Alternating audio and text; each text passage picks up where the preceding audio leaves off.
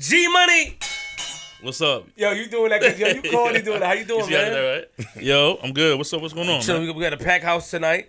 You know, I'm excited about it. How you feeling? I feel good, man. I feel good. You know, fresh off a party last night. It was kind of crazy. Yeah, you FaceTime me a little bit crazy. I didn't like that. You didn't like that? Yeah, you was wilding. Talking about coming out by your crib. I was women in thongs around the area. I'm a married man, brother. Damn. Why you pressing that? Hit us up. Yo, we ain't introduced you yet, man. Chill out, Big Ross. Nah, I just was, you know, I was on Amigos last night. I was feeling good. I was like, let me call Flip and see what's going on and let him know what's going on over here in the side. You know what I'm saying? Really? Yeah, it was a good night. How's the family doing? Dawson, everybody? Everybody good. Matching Everybody and good. stuff like that? You said matching and stuff? Yeah, no sponsors today. Good. Finally, about time. About time you don't break no bread with me. You sure? Yo, what's up with y'all? We ain't introduced him yet, man. Come on, man. I let that get the yeah out, and then come on. Nah, everything good though, man. Also, big shout out to Hip Hop Harry. I was on his live today. Shout out to Hip Hop Harry. That was pretty dope. You know what I'm saying? We went live. You know, reached out to me on Instagram. We chopped it up and then set it up for the live. You know what I mean? So it was pretty dope. How you feel about that? Pretty good. It's pretty good. You know what I'm saying? Let's get straight into it. Let's do it. G-Money. Yo. Episode 173. Nigga, we made it. We got a special guest. Yeah. Special guest. He's here talking crazy. Talking all that tough. I went pro at 19. All this type of crazy stuff, man. What's going on? You ready? What's good with it? I'm ready. Round of applause. Ross the Boss Thompson. What up? Welcome, man. Welcome to the Yeah, man. I'm here. Introduce the people. Introduce your man next to you. My man right here is Sal Renfro. Sal, My boy, a prodigy. Pull the mic closer, you Sal. Come on, man.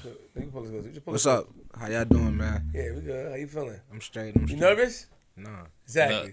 Don't look tough to me. I don't care about that box. Don't look tough to me. I saw that look again. Nah, how you doing, man? We're You going to good? show you some good, man. videos I'm on him. good. Don't threaten me now? Yeah. Then you're going to be like, man, I ain't fucking with this guy. I ain't even joking with this motherfucker. See, I'm old. Y'all can joke with me. I ain't, you know, I'm laid back now. This young boy, man, he got all that energy. When I was 19, shit, I had that energy he had. That's why I love this dude. I've been knowing him since, how old was you? I was like His dad, 11 man. or His 12. dad. See, the thing I was like is, 12. he got this. Like, I had my dad when I was boxing. He had his dad, and I'm friends with his dad. You know, my dad was always on me. Like, all my my family was boxers. Like, my dad was a boxer. My older brother, my oldest brother, Lamar, well, my second oldest brother, Lamar, he died. He was 19. He went to Vegas. He was 6-0 as a pro, and he drowned at Lake Mead. Y'all know the referee, Richard Steele. That's who we originally hooked up with, because my dad and Richard Steele was in the Marines together. So my brother went out there. He was to Vegas. He was 6-0, 4 knockouts. Then he died. He drowned. You know, he drowned at Lake Mead in Vegas. And then I went. That was in '88. I went to Vegas in 1990. You know, I was 17 years old. You know, I was just going to realize my dreams. You know, in this boxing game. You know, so like I said, I was watching people like Roy Jones and Kelsey Banks, all them dudes. The amateurs. Top amateurs in '88, so I knew okay, '92 my time. You know what I'm saying? So you know, I made my little mark in the amateurs. Then I went pro. Hold on, my fault, boss. My fault, boss. I can't let you go like that, man. You gonna give us a whole. Nah, you gonna give us a whole. We gonna get to him. You so hyped to introduce the young. Nah, that's my guy. Yeah, I know. We gonna get to him. Yeah. All right, you rushing the whole drink. Get him, G. Tell us who's in the building right here. Too. Your My people man right here. You know Vaughn what I'm right saying? here. This is the businessman right here. Like Okay. this dude helped me with my career. You know, Dope. I'm looking for him to help this man right here. You know, Vaughn came more and more towards the end of my career. You know, if me and Vaughn would have linked up when I was 19, but Vaughn a little younger than me. So, but if Vaughn was a little older than me, maybe he would have been the dude who could have been making me some other moves. You know. And then, and then we got the big body. This is our bodyguard. Big man. That's our bodyguard. Big Kirk. That dude right there, he got his little sign. He like, yo, don't walk up on my people. Me, Vaughn, and Sal, as soon as we walk out, Kirk like, yo, y'all can't. Hold him down. And niggas walk up like, nah. That's what we going yeah, we cap situation. I'm the one that reached out. You probably don't remember. But Okay. Actually, you was doing like a live call-in. And I was like, yeah, you got to get my man Ross the Boss Thompson on there. Yeah, he James Toney nemesis. He was like, hold on, man, hold on. What you mean? That you was like, James Toney, my man. What you mean he's nemesis? Yeah, facts. I remember that. I remember that. I sent it to James. He was like, I sent it to James. Basky. Yeah. And we shot, so that's, we started putting it together. That's what's up. Yeah, all right. Let's get into it. Oh, yeah. Yeah. Sorry, G. My fault. You know G. what? Do your thing. Welcome to the show, man. So, I want to know where the name The Boss came from. Ross the Boss, man. Who gave you that name? My dad actually gave me that name, man. Because when I first turned pro, my nickname was Ross Too Quick Thompson. Jimmy Lennon, ring announcer, gave me my first nickname was Ross Too Quick Thompson. So I knocked the guy out, the Great Western Forum in L.A., my third pro fight, Mexican guy. All the Mexicans fought at the Forum in L.A. Mm-hmm. My third pro fight, knocked out the Mexican so quick. I ain't even have a nickname when I first turned pro, just Ross Thompson. And then they like, Ross Thompson wins by first round knock. Ross the Boss. Ross Too Quick Thompson. And then that was my nickname for, I'm going to say, my first 10 and 11 fights. Then my dad was like, nah, Ross the Boss.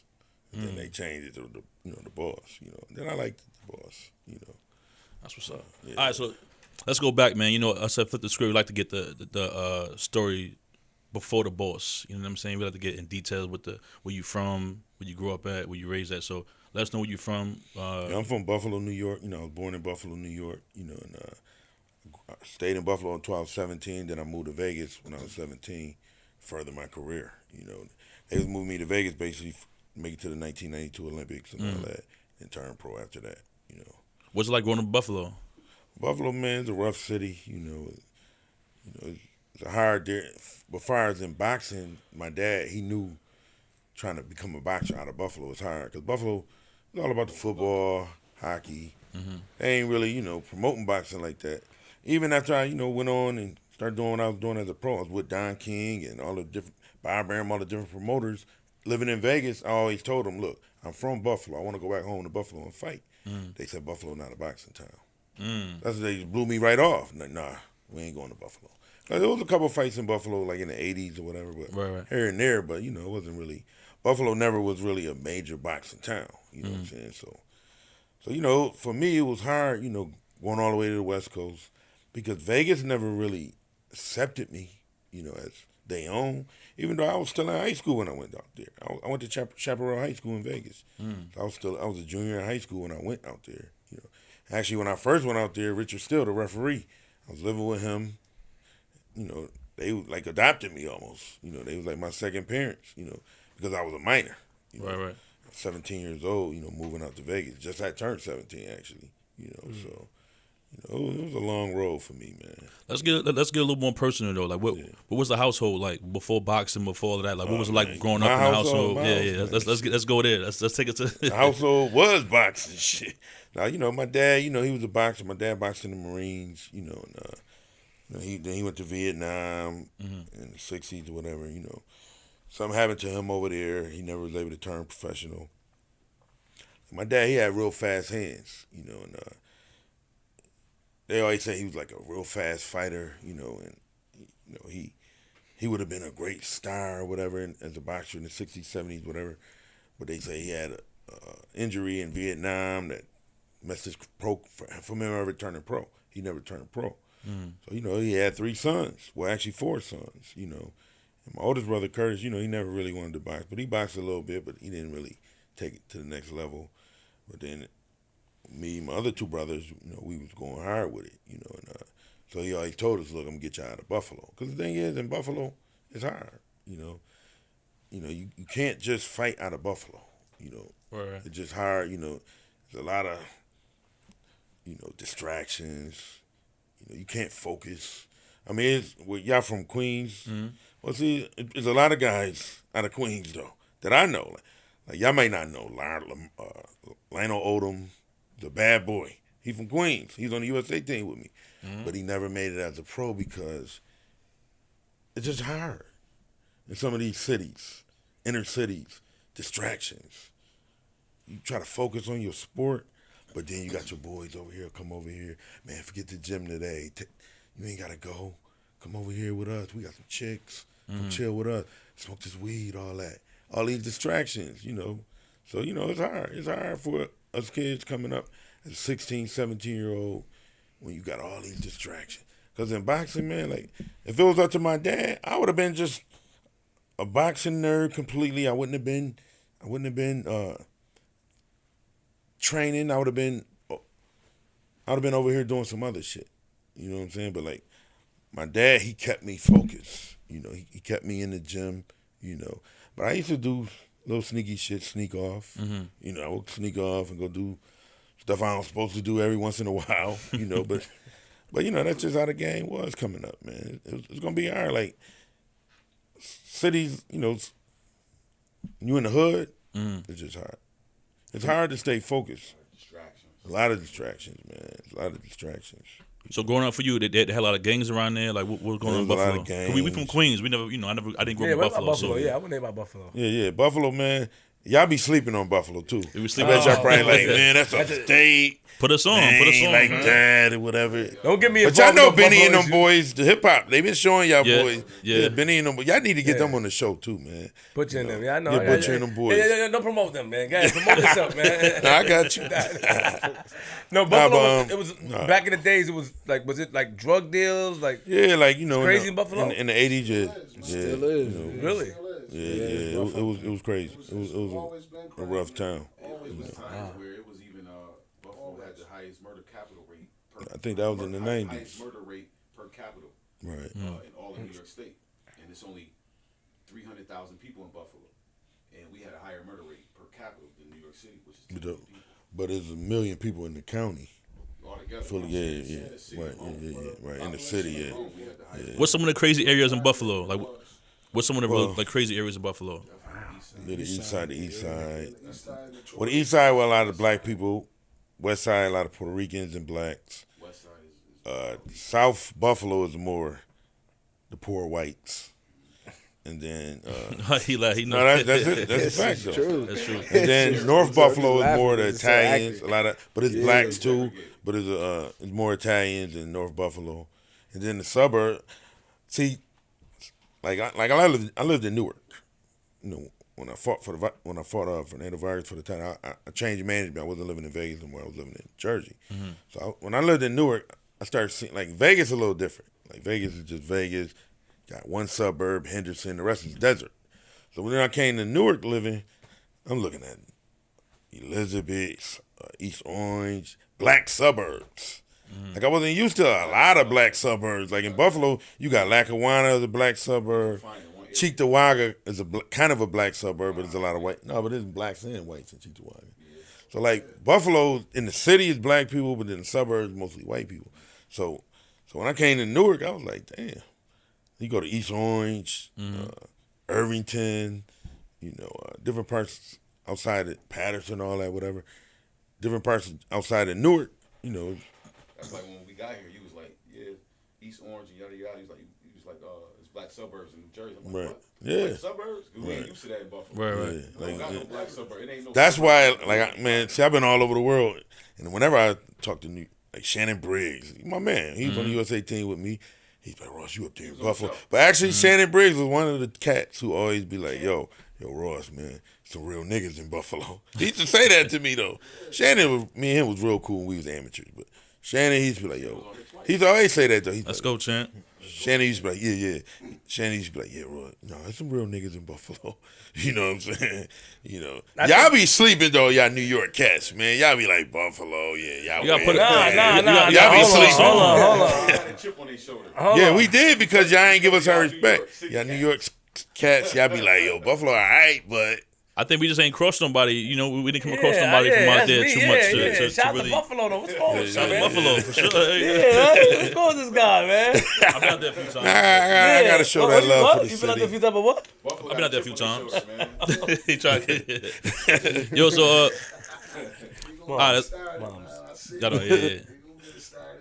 Let's go back now. So in the household, you young. You said it's 4 of you guys, right? Siblings. There's me, my oldest brother Curtis. We had 3 sisters: Sherry, Rhonda, Denisha.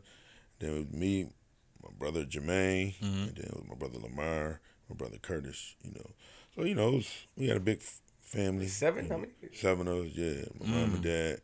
You know, they was married. What's up with moms? My mom, she good. You know, my dad, he died in '97. Okay. My mom, she doing good. I just talked to her before I came on here because she was asking me, "Is the show live?" Because she wanted to. Because I was telling her it might be live on YouTube, but I don't know how that. No, it's not. Yeah, I told her that. Mama You know, live. but she was like, "I want to see it." You know. What kind of mom was she for you growing up, though? My mom, man, she was a loving mom. You know, Like my mom actually, like she didn't want me to go to Vegas because my older brother, he died in Vegas. Right. So he was 19. He went to Vegas. And he was 6-0 as a pro. Then he went to this Lake Mead or whatever and drowned.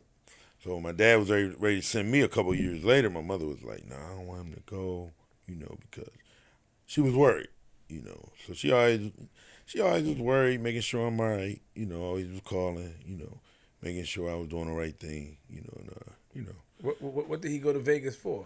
Well, he went to box. Oh, he was doing boxing as well. Yeah, so my brother, Amari, he didn't really have an amateur style. So in the amateurs, he was more of a pro style fighter, and I think they turned him pro at 18. He didn't really have a big amateur career. He didn't get to the top as an amateur. So they knew they had to turn him pro because when he went to Vegas, he was still an amateur. He went to Vegas. He fought in the Nevada State Championship. And they say he lost the fight or whatever because there was a point system in the amateur. You got a pity pat punch. My brother was more hard puncher, where he trying to hit you with the knockout blows. So they was like his style more suited for the pros. So that's why Richard Steele turned my brother pro. He was training with Eddie Futch. Guy that trained Riddick Bowe. He was training with him. And then how do you turn pro? Well, see, in boxing it's a little different. In boxing, you can get guys who could never even did nothing in boxing and turn pro sometime. See, like in other sports, you got to qualify. But in boxing, anybody pretty much could turn pro, But see, the thing is, when you turn pro, you could just be Joe Blow and turn pro. But they're going to just bring you in as an opponent. You're going to be 0-5 after 5 fights, most likely, unless you land some haymaker and land a lucky shot, When I turned pro, I was highly scouted because I was the highest, #1 ranked amateur in the country, fighting on the USA team. So I was highly scouted, coming out of the amateur. And they threw me some money to sign the contract, I wasn't going to turn pro for free, So it's like any other sport, basketball, how much they gave football. you to turn pro? So amateur boxing is like college basketball. You know what I'm saying? How much they gave you to turn pro? They gave me a signing bonus. I don't even know if I should reveal it. Because my manager's going to be like, "Ross, we gave you that much." Flip the script, man. How much they gave you, Ross? I'm waiting for it. Let's go. They gave me a hot $25,000 to sign the contract. But then they was giving me a monthly salary. They was paying me every month. Because when you first turn pro, you ain't making that much money. They got us living on our own. Like, I was an amateur boxer, and they was paying me. See, that ain't even supposed to be said. I just snitched. But it's too late for them to fuck with us for that. Well, they can edit it. No, don't edit that, Birdie. Fuck it. Yeah. No, but they was How you paying giving me. advice for us, man? Get out of here, This man. ain't college basketball though. Yeah, no, but listen, this ain't college basketball, college football where them players get paid in college. Right. They can get in trouble. Yeah. Amateur boxing, if it's current, then you get in trouble. But that's Years ago. 92, 91. Hold on. So I want to know the process, because I feel like you're trying to jump to the pros and everything. He just boxing. I'm all over the place, man. But before you go, G, your brother, do you know the story how he drowned? Did they ever tell the story? Yeah, they told me the story. I don't even want to believe it, because it was my brother. I don't know. Do y'all know? You may have had him on the show, Johnny McClain. He was a professional boxer. He was close friends with me. He was real close friends with my brother, though. But his younger brother was real close friends with my brother. Johnny was a boxer. He married Layla Ali. The first guy that married Layla Ali was Johnny McClain. He married Layla Ali. He trained with us. And before I ever went to Vegas, my brother hung with Johnny McClain, Terry McClain, and all of them. So the day they all went to Lake Mead in Vegas, it was kind of far out. So it was Terry, my brother, and two ladies. They all skipped school because they was in high school. My brother was only 19, and so they all went out to Lake Mead. They skipped school to go to the lake. A lot of people, at that time in Lake Mead, a lot of people was drowning at Lake Mead, so I don't want to believe the story, though, because I'm like, it don't add up to me but of course they're going to tell me what they want me to hear. So when they told me the story, they said, "Okay, well, Ross, Terry was a small guy. My brother was, well-built guy, in shape. And I always said my brother probably caught a cramp, because when I was boxing, my brother had a fight coming up when that happened. So I know how when I was boxing, I used to catch cramps. You ever catch cramps when you training, losing weight? Yeah, You catch all the cramps. time. You be losing weight. You ain't drinking water like you supposed to. Dehydrated. Because our boxing diets is the worst. They don't let us drink water. Yeah, you can't drink shit. Dry out. So my brother probably was losing a lot of weight, and they swim 100 yards. This is what they told me. They said, we all swim 100 yards out. And then they said, it was like, Lamar said he was tired. And he said he was going back. Now, if Lamar with his girl, Terry with his girl, if Lamar swim back, his girl going to come with him. She not going to hang with them. Mm-hmm. They said he went back by himself. That's why I was like, I ain't believe it. So they said that he went back by himself. So then they said when we got back to land, we couldn't find him. And then they did a search, and then they found his body or whatever. That's why I said the story don't add up. Like I believe they watched him drown probably because they probably was scared because a lot of times when somebody drowning, they panicking. So the person who would try to save him, my brother was way bigger and stronger than Terry. So if my brother panicking, he might bring Terry down with him. So I believe Terry probably was like, man, yeah, he probably was scared as hell. Like, yeah. I mean, he would have been considered a hero if he would have tried. But you can't really even knock him, I guess, for losing. Because he probably was figuring like, I know Lamar way stronger than me. He probably gonna pull me down with him. You know what I'm saying? So that always bothered me. I used to think like, damn, that bothered me just coming up, as a young boy when they was telling me the story. It was a few of them there though. They all could have helped out. Well, you had two ladies too. I mean, they could have just, right. chipped in or something. Yeah. The story definitely don't add up. It's some missing. Crazy. Yeah, some missing in the story. It don't sound like. Right. Right. That's They what never- I always said. I was They a never young looked boy. into it? Huh? They never looked into it. They just automatically, like, Well, you talking about like the police or whatever? Yeah. I guess not. It was just they considered it an accident. So that was that. We way in Buffalo, and I don't know what they was doing out there. I wasn't living out there at the time. Because the crazy part, we had just lost my oldest brother 6 months before that. He got stabbed over a chick. Dude stabbed him with an ice pick. in Buffalo? And my other brother, he was living in Ohio at the time. He was in Dayton, Ohio.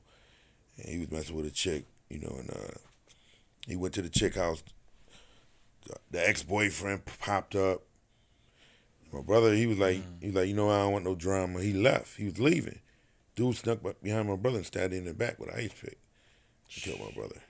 That was in December of December of 87. And then my brother Lamar died in June of 88.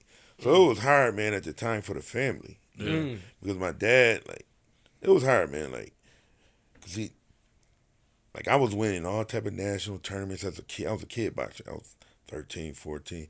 I was winning. It started my career, actually, because I was winning National Junior Olympics, Silver Gloves, National PAL tournament. I winning all these tournaments. My brother died. I had just won a National PAL, got voted outstanding boxer for the tournament in Jacksonville, Florida, October of 87. And Curtis died in December of 87. So when he died, it was like, my dad said he ain't taking us to the gym, because he was messed up. He lost his son. And then we was just about to get back into boxing again. And then my other brother died. My brother in Vegas. He died. So after that, man, my dad, he went into a funk.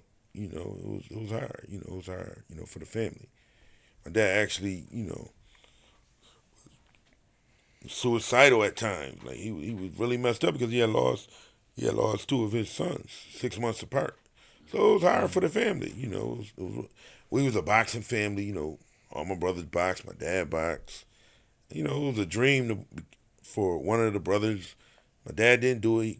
He caught malaria and all that in Vietnam, and so he couldn't achieve his goals.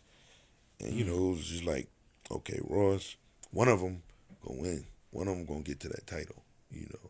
And I always just think back on my story. I be like, damn, I wanted to win that world title just for the family. You know what I'm saying? Because we've been through a lot, man. I always say, I say, well, it was just the American struggle we all went through. And then sometimes I look at my story and I look at my career and I be like, I got to the world title and I lost. And then I say, damn, but it's the American struggle. Because that, like I always tell people, I tell some of the young fighters who might lose a fight, I say, listen, like even before I fought for the title, like those ups and downs, it's the struggle. It's about if you might take a loss, is you gonna get back up. Like when I fought for the world title, I had 3 losses. In boxing today, they think when you lose one fight, oh, he a bum now. He lost already. That's how people be thinking because of Floyd. Floyd, that undefeated shit. You think back in the Sugar Ray Robinson days, them dudes was 8, 7, 8 losses. Then they become a world champion. Because everybody fought everybody. Like when I was fighting Overcard. James Page ended up winning the world title after he fought me. You know, dudes like that. You know, like I wasn't protecting my record like a lot of these guys do. You know, they might fight some tough journeymen, but you fighting real contenders. You fighting dudes who you know they might be older and they might have been tough at one time, but they ain't got it. They ain't got it like they used to have it. You know, so it's a little different. You know, it's a little different. So how did your brother's dying affect you personally?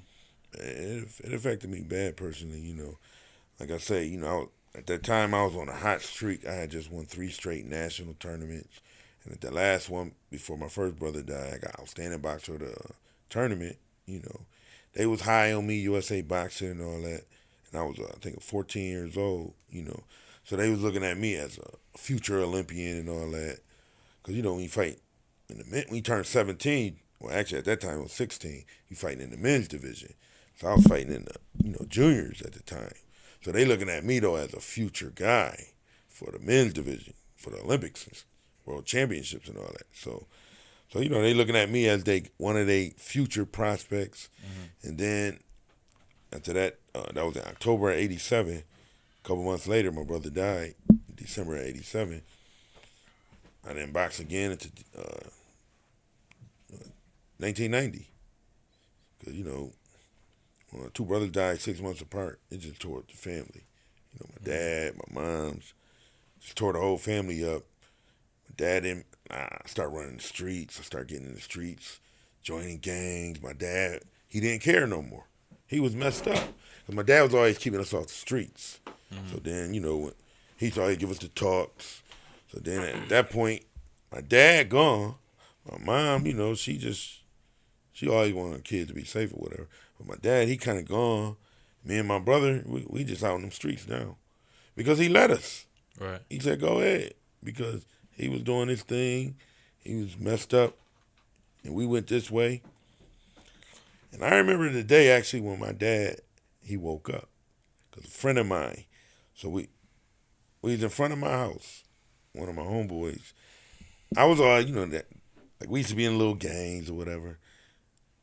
The cats in the gang be like, oh, we got the boxers. Me and my brother, oh, we got the boxers, and we ain't worried. We got 2 boxers. Cause back then it wasn't really a lot of shooting like they doing now. In the '80s, it was more they fight. We fighting, you know. Right. So you know they always like confident. We got the boxers. We ain't got. Them niggas be like, oh, we good, you know. So one of my homeboys, you know, he got into a fight with this dude over something. So the dude, one of the homeboys from the neighborhood, he brought an older dude over there that nobody knew. So the older dude came over there, he put up in his car. We young boys. This dude put up in his car. So he pushed up on my homeboy. So I always was wanting, like, I was a protector. I always was a protector anyway. So I said, what the fuck? You ain't fucking with my man. Dude don't know I'm a boxer, so he ain't like, I don't give a fuck, I'll whoop his little ass. So you know, he stepped up, me and dude face to face. And it happened to be on our street, and my house wasn't fired out. Somebody told my dad, even though my dad was messed up still about my brothers dying and all that, my dad came out there. So me and dude squared up. He was a grown man. I was 16, I think. Dude was like 23. He's a grown man to me. He had his car. You know, I'm squared up with him, though, like, you know, I'm about to knock your ass out. He don't know I box. So he, you know, whatever. So we face to face. Then my dad, right when I was about to hit dude, my dad came, Ross, get your ass in here. He called me. So I came in, my dad was like, man, what the fuck is wrong with you? You don't know that motherfucker going in here. You hit his ass, he gonna go in the car and get a gun, shoot you. Then you dead. I lost another son. Get your ass in the house. Wow. You know. So that's when my dad woke up. He's like, Ross, He's like, I ain't gonna let this shit happen. He said, well, you need to start training again. Like my dad, like he had just completely lost it when he lost his 2 sons. So when he seen, he just envisioned that dude was gonna shoot me though. That's what my dad envisioned that day. He said that he envisioned that dude, he was gonna hit him. He was gonna go in that trunk. He wasn't gonna let no young boy hurt him. His ego was gonna come out, go get that gun. Dude was gonna shoot me. That's what my dad said. I don't know, but Let me ask you a question. When you say he was messed up, like what was he drinking? Was he? Yeah, my dad, he was doing drugs, all type of stuff. He drinking a lot. I mean, he was. Like I used to go in. Him and a couple of his friends, they would go in the basement, the house, and they'd be, I understand. Yeah, I go in the bed. I'm like, damn. I was a kid though, but that shit was like, damn, they down there doing whatever. You know what I'm saying? So drugs. Yeah, whatever. You know what I'm saying? So, it was fucking me up. Yeah, So my dad, he woke up. He had to get out of that funk and say, I gotta get my kids right. Because my dad, he was always a good dad. He always wanted his kids. He always wanted us to be successful. You know what I'm saying? And came up in a 2-family household. A lot of my friends didn't have their dad around. So I had my dad. So and, he helped me a lot. With my boxing career and everything. Did you feel any pressure growing up as far as like becoming a boxer because your whole family boxed, or did you actually want to? Nah, like I wanted to do, because the thing is, I was the youngest out of the boys, so all my other brothers was boxing when I was like 7, 8. Like I don't know, like my brother Jermaine, like he was one of the most talented out of us, our family. Like all of the brothers was very talented, And I feel like Buffalo didn't really show us the love they should have. But we was all talented, and I could argue with Roger Mayweather or Floyd, any of them, say we was talented in the Mayweather, but y'all was more successful. But no, we had that argument. Yeah, I said that's like Jordan and Manigo. What's the dude? Manigo. Earl Manigo. Yeah, they say he was better than Jordan. I never even heard of him. Yeah, I think Manigo. That's what they did the gold on. The Manigo. Yep. You know what I'm saying? I'm just saying, fire is like what you saying, fire is. Right. The Mayweathers, became mainstream and successful. Right. It's a comparison. Right. Manigo. Yeah, because like my brother Jermaine, he was southpaw. Everybody compared him to Pernell Whitaker when he was a kid. They was like, he gonna be the next Pernell Whitaker or the next Hector Camacho. He had fast. We all had fast hands. Everybody, every one of the Thompson brothers, we all had fast hands. My dad had. I used to watch my dad, when he got older, and then he was like, my dad was a 132 pounder as a boxer, and then he was like 200 pounds, and he was fast as hell. He throw them hands, he throw combinations for us. But then he used to take me and my brothers around. And my brother Jermaine used to be like, I hate when he take us to his friends and tell us to throw a combination, and we had to throw like 10 punches. People would be like, oh damn, they fast, they hands fast, And, so my dad, he always did little things like that, But it was just crazy coming up, with that. He sent you to Vegas. Yeah. To go box. Right. Because he was. I don't know. Y'all know the referee Richard Steele. Yeah. Stopped the Taylor Chavez fight. Everybody mad at him about that or whatever. Yeah, he's a famous referee or whatever. Mm-hmm. Him and Richard Steele was good friends from the. They was in the Marines together. They boxed together in the Marines. So my dad. I actually remember I was about 8 years old. My dad we was watching ESPN fights. Remember the ESPN fights? Mm-hmm. Tuesday night, whatever, Friday night fights, all that. We watching the fights, and my dad was like, I know that dude. I was in the Marines with him. And my mom was like, you don't know him because he on TV. My dad was like, that's my friend from the Marines. My mom was like, no. So he called the casino, and he asked, could he get in touch with him? They let him get in touch with Richard Steele. Then that's when they started. That was like 1983 maybe or whatever. They stayed in touch. I remember Richard Steele came to Buffalo because my dad was always bragging about us. I got three of my sons. They telling you, Richard, they gonna be world champions and this and that, And so Richard Steele flew to Buffalo. He flew to Buffalo in 1986. He flew to Buffalo and he watched our train, and then he was like, because my other brother Lamar, he was 17. I was like 13. My other brother was 14. But he was like, I want Lamar because he was the old one. He was the older one, 17. He can turn pro. He was the man. We were still boys, but so he's like, yeah. He's like, Woody, we could bring him to Vegas. So about a month later, they flew my brother to Vegas. And my brother moved to Vegas. You know, and that was the start. It was the Buffalo Vegas connection. Because then my other brother Jermaine, he a year older than me. Jermaine never really wanted to box. You know, he was, people used to say he was one of the most talented of the family. You know, but he didn't want to box. But he did. I mean, he actually turned pro. He was 4-0. He's 4-0 as a pro, and then he quit. I already told him, bro. Yeah, he was 4-0. He never lost. Because he came, like I turned pro in 92. So actually Richard Steele had shipped me over to Miami, and then I came back from Miami, and then when I turned pro, I came back to Vegas. He turned me pro. It was a long story. I ain't even going to get into that one. Don't get into it. Nah. I don't know. I think that's telling too. Because my mother be like, what, Ross?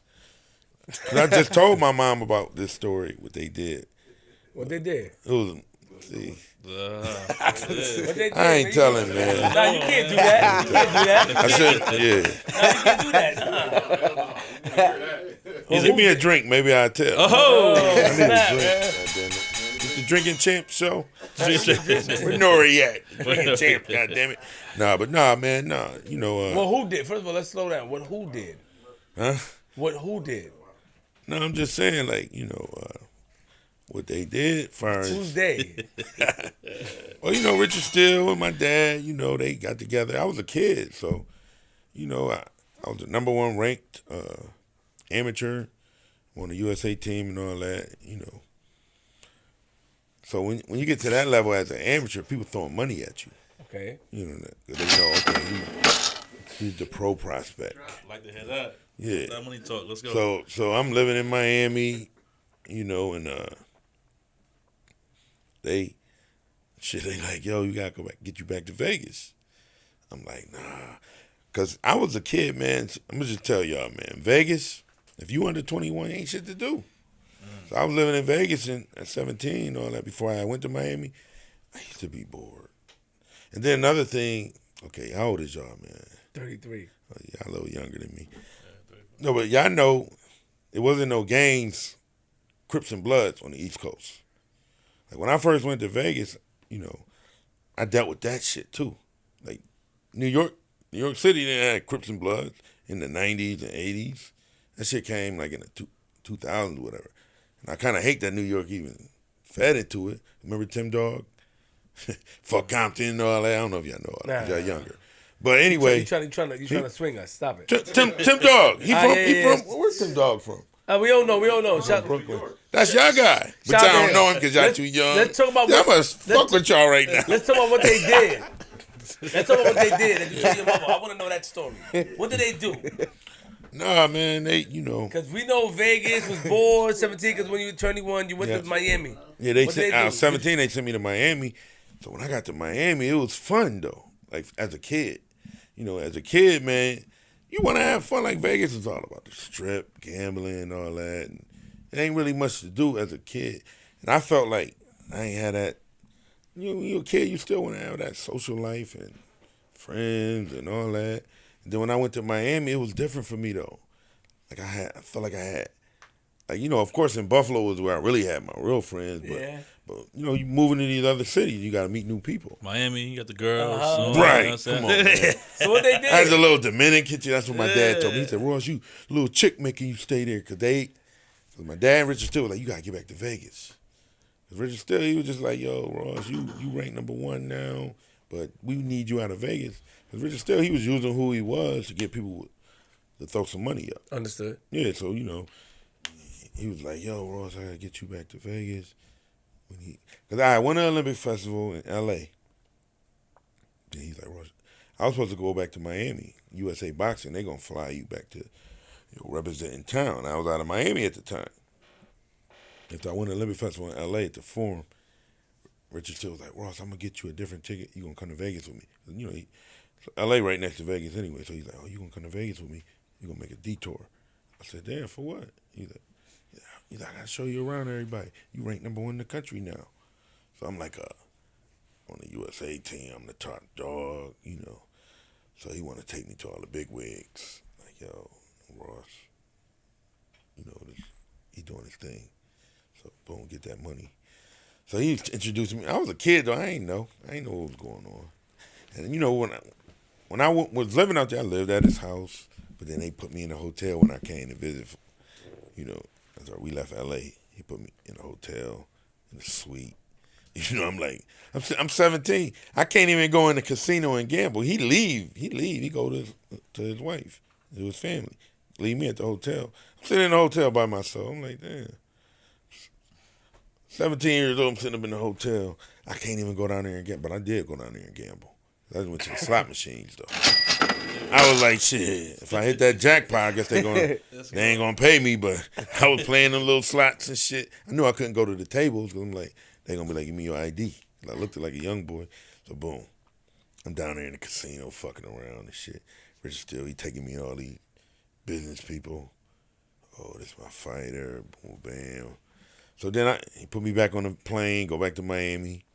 I go back to Miami. I don't know. I'm kind of naive to stuff. I was a kid. So then he calling me. He's like, yeah, Ross, I need you to come back to Vegas.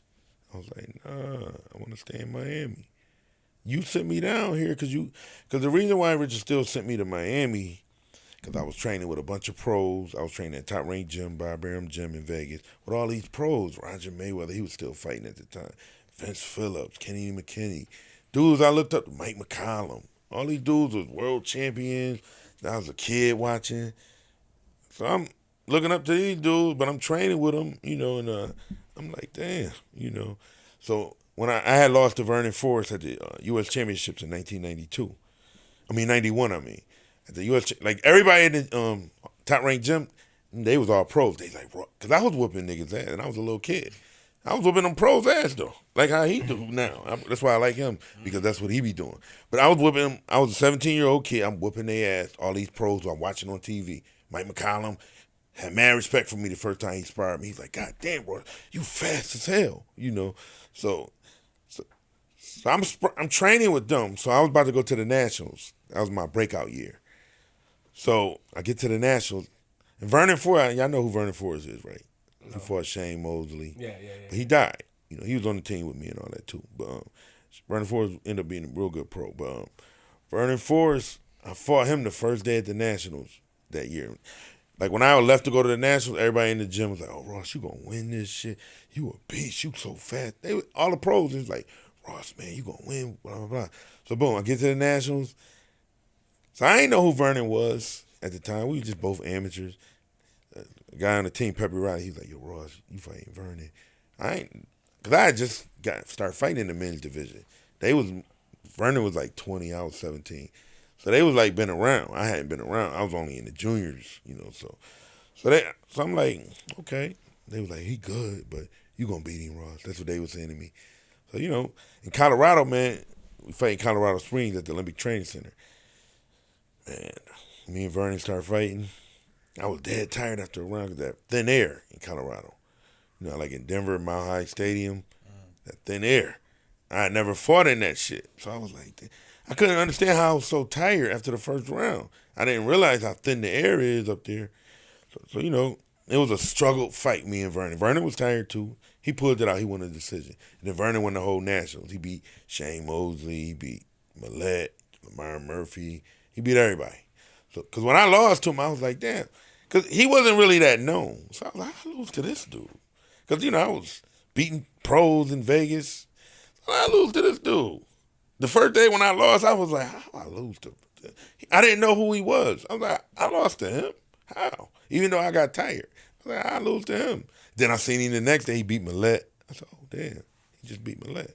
And then he beat Shane Mosley. I said, oh, damn. Oh, this dude is good. I started putting my chest out. I'm a little 17-year-old. Put my chest like, shit, I ain't lose to no bum. This nigga can fight, you know? And then he won the whole thing. He beat Steve Johnson in the final. Okay, that's what's up. I'm feeling good again. And then I get back to Vegas, so they like, Ross, all the pros. Ross, man, how you lose, man? You whooping my ass, but you gonna lose to some amateur dude. You know? So Richard Steele was like, Ross, we gotta get you out of here, man. You can't be training with these pros. you developing bad habits. I'm gonna send you to Miami. That's how they originally sent me to Miami. And as soon as I won everything, man, became ranked number 1. Richard Steele was like, bring your ass back. But you still ain't say what they did though. Nah, man. Nah. You still ain't say what they did. He went around the corner real quick. I sat here. He made a listened to left. the He whole made another story. right and I left. had good. Two lefts. My man, he know. He just said it. He said, damn, Ross, I watched Ross in the ring. He dance around. I dance around a question too. Yeah. But I want to know what they did. You said they did. Yeah, I mean, they, Just tell us. I was a kid, man. Listen, what they told me, they said, shit, just shut up, Ross. It's adult shit. That's what they told me. That's what I'm saying. I still don't know. I'm like, let's call Richard right now. I'm about to put him on. Let me stop. Nah, but man, they did that. They what? They did that adult shit. All I'm gonna just tell you, man, they got me back. They got me back. No. Right. They was bobbing and weaving. No. I was back in. Wait, hold on. No. I was back in. I was back in Vegas. Boss. That's what I'm telling you. Hold on. Flip, where your corner at, man? Hold on. Nah, I ain't going to the corner. I ain't going to the corner yet. Ross, hold on, Ross. Ross, come on. I like you. Nice guy. But one thing I ain't going to do is allow you to dance around me. Come on, man. Your man called up and said you had beef with my man James Toney. I'm going to get into that after. All right? Yeah, exactly. You don't want to talk about him, too. But before Now, let's talk about him so we can change the subject. James Toney. Not yet. James Toney, man, that dude. I had a signed contract to fight him. Not yet. And then all he got on there on boxing scene, Ross Thompson from Buffalo. The Buffalo Bills lost 4 Super Bowls in a row. They asked him, is you going to fight Ross? No, listen. They asked him, is you going to fight Ross? Didn't they, though? They said, you going to fight Ross. He said, Ross Thompson, he from Buffalo. The Buffalo Bills lost 4 Super Bowls in a row. What that got to do with me? We're going to ask a question still once you finish dancing. Yeah. Now, what did they do? Adult shit. What did they do? What did Richard do? All I know is some adult stuff. Like, I was a kid. My dad was like, Ross, I'm going to tell you this part, though. Listen. You know how, like, when you were a kid, your dad. I don't know. You had your dad. Did you? I did. Okay, then. So, I'm saying, you know how your dad always boss you, son you, do this, yes, dad. Okay, dad. Okay, dad. I watch him with his dad. That's why I love it. So my dad, he always bossed me. You do this. Okay, dad. Okay, dad. This is the first time I told my dad no. My dad was like, what? He made up he said, yeah, some girl out there in Miami got you. That's right. Because he couldn't understand that I wasn't, Dad, you ain't going to just boss me all the time. It was the first time I stood up to my dad, and he told me to do something, and I was like, nah, Dad, I don't agree. And you became Ross the Boss after that. Right. Pretty much, because a little bit after that, my dad, he named me Ross the Boss. Yo, what did they do? I'm not changing until you tell me what they did. See what they, it's something that they bothered. You say, yo, they did what they did wasn't right. What did they do? I mean, they did a little thing over there. What? What did they do? They did their little... All right, I'm going to call my mom. Maybe she'll explain it better. Because I was a boy. My dad ain't here, so... I was a boy. I was a 17-year-old. I didn't know what was going on behind the scenes. So they, did their little thing or whatever. What thing? I'm just saying. I don't understand. Okay. No, it was just a little, I don't know. No, that is. You know how I don't know how it is. You know how you doing anything when they What? just Hold on. They be over there. You over there. They be like, yo, you go over there, Ross. Go sit in the corner real quick. Then they over here huddling, doing some other shit. What, business-wise? Yeah, it was some business shit. Hold on. They did funny business with you? I ain't gonna say it's yes, funny. Yes, they did. Here we go. Here we go. It's somebody. Hey. Oh, he going in the corner with yo. Rest in peace to Pops. We not trying to disrespect Pops, but who did funny business? Who played with the money? Man. When did you find out? Man. Tell me when you found out. Yeah. Tell me when you found out. Yeah. All we found out is, Ross is back in Vegas. Well, why you laughing? Sweet mama over here. I ain't heard her made a sound yet. She just bust out. Damn. What? No, so hold on. So you gotta explain You got that. a nickname now. Nah, man, it was just like, you think for me, I was having fun in Miami. I was living a kid life. Because in Vegas, it's like when I lived in Vegas, man, for one, I'm going to give y'all another story. No. See? I want to know. Well, tell them how I go into my stories, dude. Sometimes I throw a backstory in there. I'm gonna let you go. No, but listen. Yeah, okay. So when I first went to Vegas, I'm gonna tell you why I ain't had no friends in Vegas. I'm sorry. No. Sorry, you know how that is. With his friends. What about the money? I don't know. Like, I didn't care about money. It was just like when I lived in Vegas, I ain't had no friends, like, except for boxing people. Because when I first went to school, that's why I wanted to tell y'all this too, though. See this? What, man? Like, why you doing that? Sweet mama. You all right, sweet mama? Michelle one time, aka Sweet Mama. Nah, but see, the whole thing was, man, like, So you was a boy. You was over there, and they was over there. I lost my train of thought, man. You losing your own stuff. We want to know what they did with the money.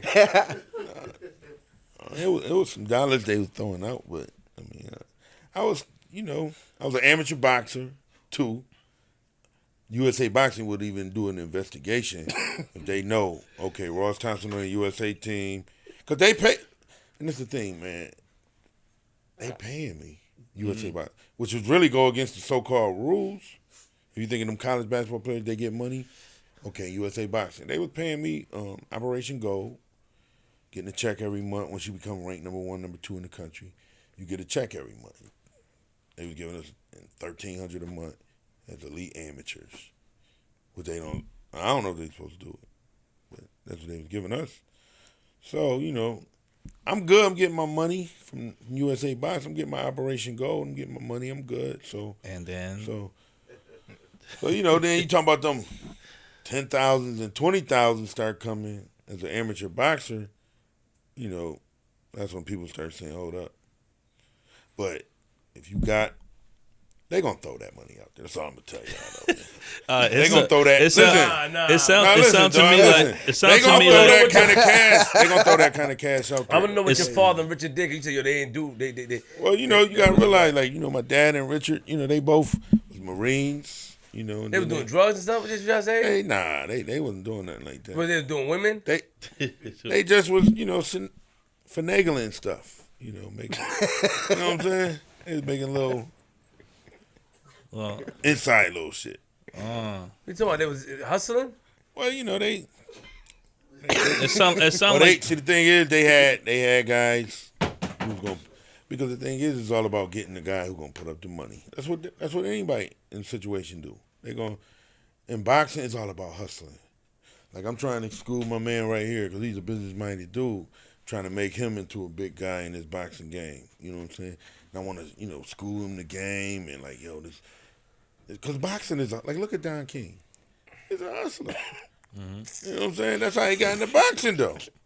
No, but that's how Don King got into boxing. He was a hustler. I got stories with Don King too, man. Let's get into that. Let's talk about that. I'm gonna tell his dirt. Well, before that, Don King owe me money. Oh. Don King owe me money right now. I don't want to know. No, you want to know this. You want to know this. I want to know this after. No. You mumbled a couple of minutes ago that they didn't do right. Your father and Richard. I ain't say they didn't do right. I just didn't agree because agree with I was what? a kid. I wanted to stay in Miami because I had fun in Miami. As Good. A kid. Like my man right here. Stop bringing him in there. He's a youngster though. I'm just saying, like because he remind me like when I was a youngster and all that. So I'm watching him, and he's a youngster. Like, he left Buffalo. And he live in, where you live in? Yonkers. He live in Yonkers now. Yeah. He from Buffalo. Mm. And I've been training him since he was a kid, but now he grown. I haven't been around him since, how long? 16, Yeah. We're going to talk to him for a couple minutes. Don't worry. Just saying. But you say they didn't do right. You think I'm dancing. Am I dancing? Sal gonna keep it real. Am I dancing? dancing. Come on, I'm dancing. Come on, Kirk. I know you can. 100. He doing a pop smoke dance right now. He got the dancing. Dancing. On what? You said a mumble. I just want to know what they did, bro. You said that was just some, inside stuff. All right, what? That's all I know. All right, hold on. Yeah. Is there a reason you can't speak about it? Nah, Is there any legal reasons that you can't speak about it? Because we don't want to. I take the fifth. We don't want No, for to. real, No, just but be- not for real. 'Cause we don't want to air something Yeah, that's yeah, gonna. because and then we got a lot of other stuff behind that too. Oh, Yeah. I mean, it is though. is it really legal reasons? You just feel uncomfortable because you don't want to make nobody look bad. Yeah, I mean, it's a lot of stuff. So Richard Steele would get in trouble Richard if you still, talk about Richard still, that's still my family. So end of the Okay. day, it is. It's all good. It's nothing All but right, love. Okay, got it. All right. Normally he open book. He'll just let it go. All right, so that's a little. It's some, Okay. Gotta be some legal. Yeah. All right. Ross will let it go. He'll. All right, So Richard Steele is off the hook. We're going to give him a pass. Yeah, man. Richard still, that's my guy. he cool. He He good. ain't did nothing. I'm going to get He you. did- Again, good. All right. Well, okay. What y'all think about when he stopped the fight with Meldrick Taylor? I just and watched that, Chavez? but I was watching just now, and I saw him start the fight. It didn't like he needed to stop it, but that Well, see, that's the thing. The connection with Don King, that's what everybody told me. So Richard Steele never wanted me to sign with Don King. So, and they was always saying Richard Steele favored Don King fighters. Like when he stopped, Chavez was Don King fighter. Meldrick Taylor was with Lou Duva in them. In Vegas. So, but then he did, remember the Tyson Ruddick? He stopped the fight again. People was like, oh, Richard Steele, all he's doing is for Don King fighters. Whatever. I lived at the house when he stopped the Ruddick fight. I was living at the house. He was getting death threats. Yeah, people was calling there who gambled on the fight, threatening to kill him. Like, Richard shouldn't have stopped it and this and that. The whole thing is, Don King. So around that time, I think when he stopped the Ruddick fight, somehow I showed up at a fight. And it was a Don King promo. I was an amateur. I was 17 years old, I think, at the time. So I was, I'm a kid, whatever. But they going to give me tickets to get in a big fight. Cause they were like, oh, Ross going to be this. So, comp him tickets. So I get to the thing. Mark Ratner, he was the commissioner, the executive director of boxing for Nevada. So they was like, you got your ticket, Ross, blah, blah, blah. So Mark Ratner was like, wait, who did Ross get a ticket from? It better not be Don King. They was like, it was, y'all was asking me some shit. And y'all said I was backing out. They was dancing. They was dancing. They like, oh. They ain't know what to say. They said, oh, go over there, Ross. So I went around the corner. They said, come back 15 minutes. Came back, then I got in. I ain't gonna say no more about that. But yeah. hold on. Sorry, I just gotta. See, he always starts to talk. He always starting some shit. You TMZ, dude. TMZ gonna be calling you. So, y'all was connected with anything with the mafia or anything? I wasn't. Shit, I was a kid, man. I ain't know nothing about that. That's the story. I was a kid. I don't know nothing about that. I was a kid, man. I was a kid. I was a Okay, kid. well, listen, I'm gonna tell you another story I got it. about Shout Don King. Shout out to my man. Bacavelli. Oh my God. Thank God we have the laptops open. Yeah, you can't speak about mafia stuff, huh? I don't know nothing about You that. can't speak about mafia stuff, huh? I don't even know. Who was in the mafia? Who was with the mafia? Huh? All I know is Who was doing it with mafia? all I know is when, Bacavelli. My man in there. He now can't listen. All I know is What you think we got him here for? no. Listen. All I know is I had turned pro at. Who was talking to the mafia? What was the name? What year was that? 94. I turned pro, Richard Steele and all on. What they doing their thing with the people. I was messing with. Listen, We don't need us here today. yo, I'm gonna be enjoying. Are you back? listen. I was with Bob I'll be Brown. back, Flip. I was messing with Richard Steele. Never would let me sign with Bob Brown. And we was working together. So I'm at a fight. I go to the fight. Mike Marley from New York Post here. But he was involved in boxing. I think he was managing a couple fighters at the time. But he still was a media guy for the New York Post back in the 90s. So he always was high on me. Because Shannon Briggs, actually, that's who he was managing at the time. Shannon Briggs. And Shannon and Mike was both from New York. But we all in Vegas. They out there in Vegas with us. It was a big fight. I think Orlando Norris, Terry Norris' brother, was the main event that night. So Mike Marley was recruiting me to be with Don King, and Richard Steele was my manager. Well, his wife was. They would never let me be with Don King, cause you know they was investigating that with the commission, like Richard Steele dealings with Don King or whatever. So they was like, oh. So Mike Marley was like, Ross, they always hired me. Shannon was like, Ross, you gonna be champ, blah blah blah. So Mike Marley, Shannon was telling Mike Marley, yeah, let's get Ross with King. So I'm at the press conference. I just came in the crowd, you know, all the fighters on the stage or whatever. Don King up there talking, you know how he is. He up there talking this shit. So then he got up there, you know, he was like, yeah, well, we got another announcement we got to make.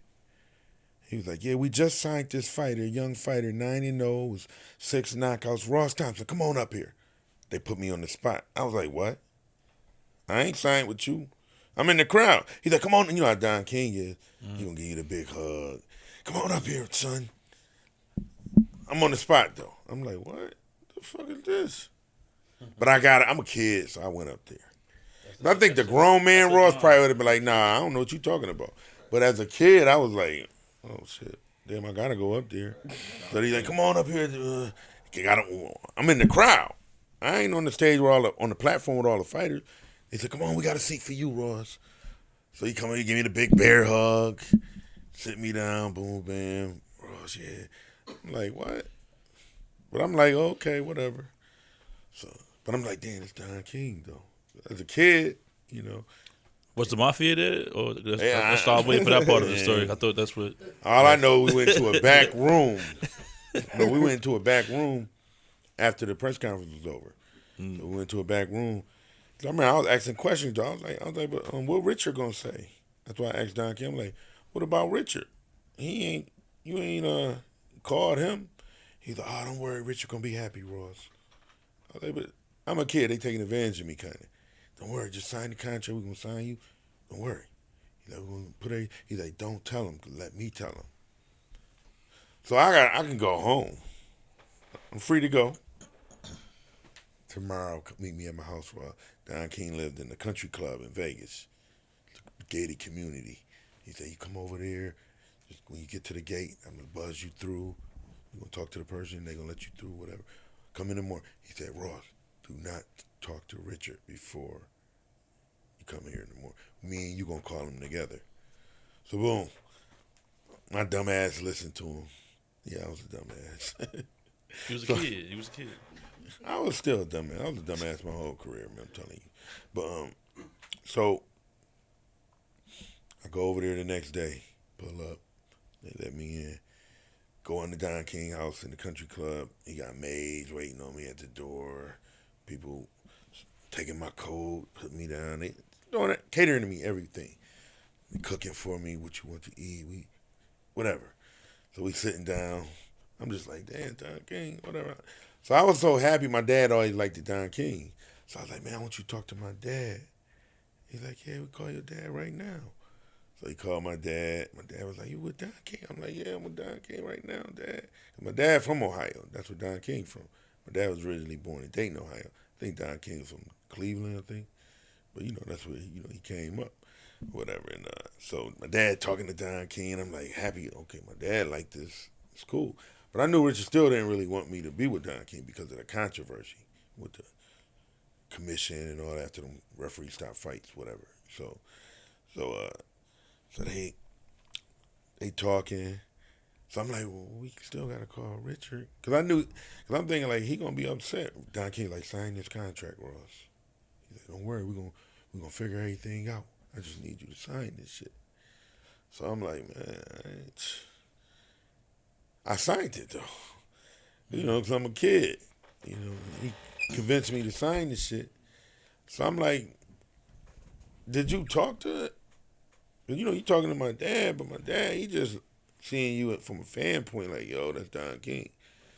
But Richard still more on the business level with it. He like, nah. He wasn't agreeing with that. So they made me call.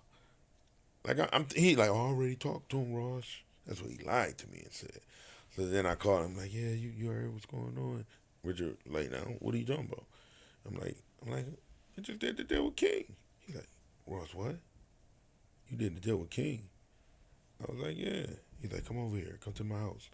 So I went over to his house. He's like, look. He's like, he gave you a basic contract. Because he fucked me. As a kid, I was dumb. He gave me, like I was working with Bob Aaron. Richard Steele, the reason why we never signed, like I was on a working relationship. I was fighting on Bob Aaron Carnes as a youngster coming up. And Richard Steele was trying to get me more money. He was trying to get me a bigger signing bonus. 'Cause that's the thing when you sign with a promoter, you're trying to get a nice big signing bonus. So Richard Steele, that was the holdup. Bob Aaron didn't want to give me the money that Richard Steele wanted. So he's like, no, Ross, just wait. He kept telling me, because I was like, let's sign. Because I want to be signed with, I always wanted to be signed with Aaron at that time. Or Don King. For me being a kid, little kid, watching Don King and Bob Aaron coming up. So I'm like, I want one of them to be my promoter. I'm with the big boys, That's like kid in the NBA. They want to get to the NBA or NFL. In boxing, you sign with Aaron or King, you in the NFL type shit. So that's how boxing goes. You with Aaron or King. Now there's a couple other promoters like Al Heyman, but you in the NBA, you made it. You with that promoter, you in the big league. You ain't on these small shows. So I wanted to be with them, one of them. So with Don King, he said, "You're just signing Ross. We're gonna work out everything." And they was treating me as a kid. You think because they giving you maids and shit. My dumb ass was like, "Oh shit." I signed that shit. And Richard Steele was like, "Ross, what the fuck is wrong with you? You was a Olympic alternate. You was a national champion. You got clout. You signed this shit for free? What the fuck is wrong with you?" That's what, he telling me. Like, why would you sign this? Without our consent. And I think I was 19 or 20 or whatever. I'm a young boy. I ain't really know no better, He's like, nah, he cheated you. So I remember him calling Don King, whatever. I don't know what their relationship really is. People always ask me, like, yo, who's their relationship? I don't know. But I know he called Don King right in front of me. And he was like, you wrong. He told Don King, he's like, you wrong. Why did you do this? Don King, well, he was willing to sign it. But you told him not to talk to me. Whatever they was talking about, whatever. Right. And then he got me out the contract. And that's crazy that Don King don't let you out of a contract. So he don't let you out of a contract. So boom, he got me out the deal though. I was speechless. Like, damn, he got me out of this deal. You just said Don King owe you money though. Yeah. How come So let me fast forward. Don King is responsible for me fighting Vargas for the title though. So later on in my career, me and Richard Steele split up in 1995, a couple years later. After all this controversy? Yeah, there was a lot of stuff anyway. Yeah, hold on. So the stuff that you witnessed as a kid. You witnessed Richard Steele involved in controversy, yes? Well, I mean. Did you witness it? Nah. And they try to equate you with it, but you say you were a kid. Yeah, so right. They put me in it because I was involved. You know what I'm saying? So you was involved? Nah. He sound like a detective or something, man. Like on minutes. Right. So he was involved. You bought the bottle. So Mr. Steele, with all due respect for him as a legend, was involved in a lot of controversial things. Oh yeah, he had the Meldick Taylor fight and the Razor Ruddock fight and whatever. And you think that he was paid to get those fights to sway the other way? I don't think so. Oh, you don't think so? I really don't think so, man. Because you're not a liar, so you're not gonna say. Richard Steele, he's a God-fearing man, and all that. In the now church he and is. All that. He always was, though. Even when I was first went to he always shout out to Richard Steele. Reverend at the church. But you still witness some things with people, yes? Well, I'm asking you honestly. You witnessed some things like when there was a lot you gonna witness as a kid coming up in Vegas. You in Vegas. But you didn't gotta put it think. together. You didn't put it together. You gotta think we in Vegas. There's a lot of shots. But did you put it together? As a kid now, you be just looking. So now in retrospect, when you got older, you like, oh, that's what was going on. Right, when you get older, you be like, damn. That's what I, on some real shit, like that's what I be like, damn, Them dirty shit. dudes. Yeah. I ain't gonna say they dirty. So what are we gonna say? They were unclean? You a damn fool, man. No, I'm just saying, like, why you holding back for, bro? Nah, man, like, they, I don't. I wasn't there. You know. I've never seen bro hold back, so it's gotta be some legal or some. Yeah, no, it ain't. I mean, It ain't nothing. I've never seen him hold back. Real talk. it's just He usually just feel it. it's a lot of. It's about his story. So It ain't on camera, mother. I heard you. The mic is on. we gotta spin off. Spin them off. Got to dance. Shoulder roll. But I'm just saying. Shoulder roll, right So there. my thing is that my thing that you were. So you trying to say that you was a part of shenanigans, Nah, man. boxing shenanigans. Well, the see thing And is, I'ma get that to the bottom okay, of but you. you I'm gotta getting realize. Listen, I don't Ross care if you Thompson's understand- career was controversial Facts. from the top to the bottom. I'm looking at it. Yeah. From the Vargas fight, me smacking him. Guess what? That wasn't. Do you know they called the police on me at my own press conference with the Vargas fight when I smacked him? They called the police on me because most of this stuff in boxing is pre-planned. A lot of that stuff y'all be seeing, the shenanigans. They said we want you to do this. We want you to smack him. And you're gonna build the tickets up. Shit wasn't. My shit wasn't playing at all. See, my thing was. Why you slapping for? I'm gonna give you the backstory on this. Please. So Fernando Vargas and Floyd Mayweather was Olympic teammates. So like I said, when Floyd came to Vegas, we was cool, whatever. We wasn't really cool, but Floyd would tell me because he was like family. He was like Floyd to me was like a family member that I didn't really hang with. I didn't get down with. You got a cousin that you don't really bang with. Right. Everybody do. So that's how Floyd was. He always gonna be like my guy, and he whatever now. He won't even look at me really, but. Whatever. But the thing is, back then, Floyd would tell me about Vargas. Oh, yeah, he's a little racist. I didn't get along with him. That's what he said about Fernando Vargas. He's like, motherfucker, he didn't like him. He didn't like another guy on the team with them, Zaire Rahim from Philly. He used to tell me, nah, he ain't cool. But they cool with him now, whatever, because they was kids. Like, when I was on the amateur team, I didn't get along with certain dudes, but we love each other now. It was a brotherhood thing. So they are... And Floyd, Zaire, and Vargas, they all had that brotherhood. Being on the team, when they kids, they don't get along. But they grown men now. Right. So with the Vargas fight, so that was the animosity to start. Like, damn, little racist Mexican motherfucker. Fuck him. That was my attitude towards him. No, but shit, he was cocky though. If y'all watched it, I don't know if y'all watched it when he was coming up. He was a little cocky dude, whatever. So you try to put him in his place? Yeah, hell yeah. So he fought my boy Raul Marquez from the '92 team. I don't know if that's who he won the title from, but I know he fought Raul. So at the press conference, he trying to act all tough, and he didn't like we was '92, they was '96. They gotta look up to us. Like, and that's the thing with Floyd. He became arrogant. Like, motherfucker, you looked up to me when you was a kid. Now you think you Floyd now, whatever. Nah. But, so all them dudes, we looked up to the 88 guys. Roy Jones and them guys. But he didn't have to look up to y'all. He did, man. Yeah, he did. Floyd, too, goddammit. Right now, Floyd, shut the fuck up. Give a fuck. Yeah, you a legend now, but, motherfucker, fuck you. You still my little brother, nigga. Shit. That's how it is with the game, in the boxing game. But see, them dudes, if they get to the millions or whatever, they think, oh, they ain't got to look at them no more. They ain't got millions like me. That's how they do it, though. But anyway, with the Vargas shit, I knew me and him was going to beef. Because I said, oh, he think he tough. He going to think he do all this other shit. So that's why they fined me $10,000 after the fact, because they was like, oh, you premeditated this, Ross. We got interviews with you from 6 months before. You was predicting that you was going to smack him.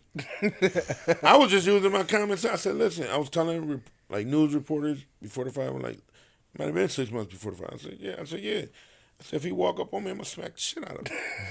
Because I don't let, my dad always taught me this, though. You don't let another man walk up on you in your space. Because if he walk up in your space, he get this close. Don't say you got snuck now. He got the right to hit you. Or you got the right to hit him. Whoever strike first. So you felt you wanted to strike first? The press that conference. was going to happen. It wasn't going to be nothing else. He better been walking up throwing, because we was going to be both throwing. Because the thing is, when that happened, like I was predicting, I was like, yeah, I'm going to end up having to hit him. He think he going to walk up on me? it ain't gonna happen. So what happened was we was at the press conference. I don't live in Vegas no more. I was living in New Jersey. Y'all ain't even rep me either. New York or Newark. What you mean? Oh, that nigga from Buffalo. Who did Just saying, man. I was fighting for the world title. I needed New York City. I seen Funk Flex. Funk Master Flex. I said, yo, you got to give me a shout out. I'm going to get him. I seen Funk Flex. I was like, right before yo. I was going to fight for I said, Funk Flex. I said, he like, yeah, I got you. He ain't ever give me the shout. Hell yeah. Shit, I was like, yo, in Buffalo ain't give me the love either. Oh, so My boys was, but the it ain't city, just ain't just us. Then. Oh, yeah, it ain't just what happened. Stop me. I'm going to turn up. What turn up? Yo, Big I Ross. don't think I want to. I want to see what you're gonna do, man. Big Ross. I'm curious. Boss, listen. Stop jumping the stories. You get me in the story, you jump when it gets to your controversy. All right. Did Richard Steele do you dirty as two for payment? Did he stop the fight for payment? Did Richard Steele do that? No. Were you a victim of dirty behavior? Were you a part of dirty Nah, behavior? because the thing is, I don't have nothing to do with that. All right, exactly. So you was a part of it. No. He was a kid. He was a I just got an kid. email just now. Yeah. I'm on you. He was a kid. I was waiting. That's why I was quiet. Waiting for my What was the source. email? Yeah, waiting for my source. Waiting for my source, huh? What's the email? Yeah. Who emailed you? Hold on. Stop. Yeah, look at you. Nah. You can't attack me now. Come on, You can't man. attack me neither. Come on, man. Somebody emailed you?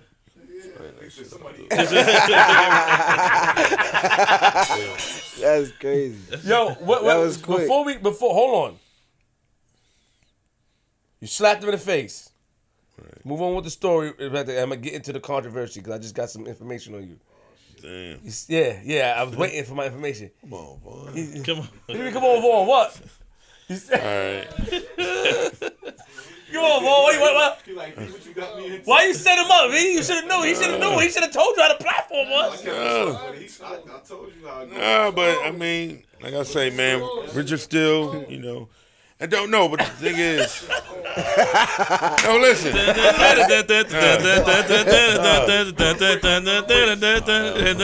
the break. Are we on the break? No, listen. Now listen. You're dancing for real. Nah, but the whole thing is, you know, with the We on the bricks, man. We on the bricks. Let it shit, fly. We on the bricks. We on the bricks. We ain't got no liquor though. 'Cause Yeah. they see, he told me, he said they're gonna serve us liquor while we talk. That y'all probably would have got a lot more out of me. But you then know- I'd have went to Richard Steele, be like, yo, Rich, man, I was drunk as hell. You see, I'll get you a bottle before you leave. Shit, we No. that, Show me. don't they say that liquor bring out the truth? yeah. Yeah. See, you know, the thing is too with this platform, we don't want to deal with the aftermath I anymore. just want you that know. drinking champs atmosphere. Nori, my boy, Yeah. fucks with Nori, so Shout to the drink champ. Shout out to drinks. Yeah, Yeah, We just shout out don't to want. Yeah. We don't want any more of our guests to be calling us the day after and saying take this clip out. So that's why we don't serve the. see. Yeah, Well, we see, don't. that's you what know, I'm we saying. don't do He asking so. these tough questions. not taking Richard that out, Steele though. might call you and be like, "Look, man, I don't need that type of stuff." You I talked mean, about. shout out to Richard Steele, but dirty is dirty. Come on, man. I said, hey, yo, she was flirty. She had yellow wings. I call her Birdie. Come on, boss. Yo, Keisha, I know you watching this. Yo, Keisha. Yo, Kiki, that's Richard's daughter. do you Right love? now, she calling my phone right now. All right. Before we, Luckily, I put this on vibrator. I like Y'all this guy. is damn. I can see him and Killer Cam together, man. 54. Oh, my God. I got 54 notifications because of you, man. I'm gonna confirm it. Keisha Steele and all them, you know. Let me ask you a question. Come on, man. You slapped him. Let's go. Yeah, I'm like, gonna yeah. get to my email soon. You slapped him. Yeah. No, but see, the thing is, you know, I predicted this shit, you know. So what happened was, we at the press conference. I'm gonna tell y'all what happened. We at the press Bring conference. us there. Bring us there. Let's go. So I was living in Jersey now. I wasn't in Vegas no more, but I'm still a former Las Vegas because I went to school. I went to Chaparral High School in Vegas. So the Las Vegas News 247 whatever, they like because they take in if you move to Vegas because you know there ain't too many real Vegas fighters. E.J. Smith, I think he's the only guy who was born in Las Vegas. Most of the guys move to Vegas, like Floyd and everybody else, come from other places to further their career to go to Vegas, fight capital of the world. So, you know, they looking at me like, oh, the former Las Vegas, Chaparral High School zone, Ross Thompson is fighting for the world title. So the press conference about to start. But the local news, they want to do a little interview with me before. So boom, we doing the interview. Gary Shaw, who was the promoter, Don King. That's why Don King a bitch. He ain't even. Oh, he is. Real shit. He a bitch. Yeah. Don King didn't even come because he was mad, like a little bitch. He was mad because. Now I'm gonna make me go into another story. Oh yeah, finish this story Don first. King, We go over there. Don King, I love this guy. fuck me. He fucked me. You know, he didn't pay me what he's supposed to pay me or whatever. What he supposed to We pay you? actually had a chance to get out of the contract. He knew I was the number one contender, so he was like, "Oh, Ross number one contender. He win this fight, but you shorted me." How much he shorted you? Give us numbers. He shorted me $20,000. Well, he owed me $40,000 because he owed me 4 fights at $20,000 a pop. Okay, 4 20 80 Minimum. Well, that's a minimum purse. Okay. So it's a negotiable from $20,000 and up. So he owed me a minimum of $20,000 fight. So we could just say he owed me $40,000 because he only gave me 2 fights. Yeah, minimum was $20,000. Okay, so at you that time. keeping it at the minimum right now. Yeah. Okay, Yeah, got yeah. it. But it would have been more probably. But the minimum was $20,000, whatever. He owed me 4 fights, but he gave me 2, so he owed me 2 more. So, Okay, which was the 2? huh? What was the 2? Yes. Well, he just owed me 2 because at the start of the contract it say 4 fights a year. From April of '99 to April of 2000, he should have got me 4 fights. Got He it. didn't. It don't say who the opponent would be. It just say like I fought in the eliminator. But the reason why I signed with Don King was to get to the title. Don King had the guy, this kid named Antonio Starchild Reese. This kid out of Washington D.C. They was building him up. He called him the Star Child. They thought he was gonna be a star, whatever. I destroyed that shit. So Debbie King, Don King, daughter was managing him. Don King was his promoter. His daughter was the manager. Where they was building Star Child. I remember he's come to Vegas when I was still living in Vegas. A couple of people were like, "Oh yeah, he a bad boy. He's a little fancy fighter, knock out a lot of people, whatever." So me and my manager signed with Nick Garone in Jersey. He said, "Ross, you in the top 10 now, so I'm gonna set you up and put you in an eliminator." The two top 10 contenders fight each other. The winner gonna become the mandatory contender for the champion. So he's like, "I'm looking through the rankings, Ross. Winky Wright." He's going through all these different names. You got the Antonio Reese. We're gonna fight Antonio Reese. He said, "But we gotta sign with the devil." I said, "Who's the devil?" Don King. Because Don King was the promoter of Antonio Reese. So we didn't have a promoter. I just had my manager. We was doing our own thing. And we got to go to Don to get the fight. So he called Don King. Boom. Yeah, we're going to match Ross in the eliminator with Antonio Reese. Don King said, "Oh, yeah, come on. But you got to sign with me." I signed with him. You know what he said? And he got Antonio Reese, but he got Ross Thompson too. But guess what he said? Because his daughter managed Antonio Reese. He said, "Yeah, y'all gotta come to D.C. to fight us." And that's where Antonio Reese from Washington, D.C. The fight gonna be at the MCI Center in Washington, D.C. Y'all gonna fight the winner, be the number 1 contender for Vargas. So I gotta go to the man's backyard, D.C. and fight him, boom. Handle my business, whatever, boom. So that was April of '99. Then he didn't fight me again. He didn't give me another fight until December of '99. So in December of '99, I fought Derek Graham. Derek Graham from Newark. We trained together at the Red Brick Gym in Newark. But his manager came to my. They both was Italian. My manager and his manager. They said, "Oh," Vinny was like, "Oh yeah, Nick, my guy," because Derek Graham had fought Winky Wright and he lost in a different eliminator. So when Derek Graham lost to Winky Wright, he said, "Oh, well," he went to the IBF and was like, "Oh, well, Derek Graham deserves another chance. Let him fight Ross now. He already lost to Winky Wright." So me and Derek Graham fought, beat Derek Graham on a 12-round decision, and then so boom. Now I'm number 1, like, undisputed. Ain't no question. Because they could have said Winky Wright. Well, Vargas had just fought Winky Wright in a controversial decision. He really lost that fight, a lot of people said. But he beat Winky Wright, and I beat Derek Graham. Okay, now Ross and Vargas going to fight. But I'm like, when? Don King like, hold on. Throwing me on the shelf. He said, "Ross, just rest. You about to make the biggest money you going to ever make. when you fight for the title. You know, I'm like, I need to be busy though. You know, because I fought Vargas in August of 2000, and the last fight before that was December of '99. I fought Derek Graham December of '99. Vargas fought Wiggy Wright December of '99. We fought in the same month. But then he fought Ike Corte in April of 2000. So I'm going into the Vargas fight without a fight at all. He just fought Ike Corte. Then I fought him in August of 2000. You know, and that was one of the reasons why, you know, I was trying to get out of the contract with Don King before the Vargas fight. So, you know, by then, Don King, oh, Ross, I'm going to get you the biggest payday and this and that. He talking all this good stuff, you know, which he was lying, you know. So he said, oh, Ross, well, I'm going to do a new contract. All you got to do, you win this fight, you're going to fight Trinidad for the minimum of $1 million, your next fight. He said, if you lose to Vargas, your next fight will be a minimum of $100,000 against any opponent you and your manager name. You can fight a bum for $100,000. That'll be your next fight if you lose. But if you win, you fight Trinidad for $1 million. So he made us sign that.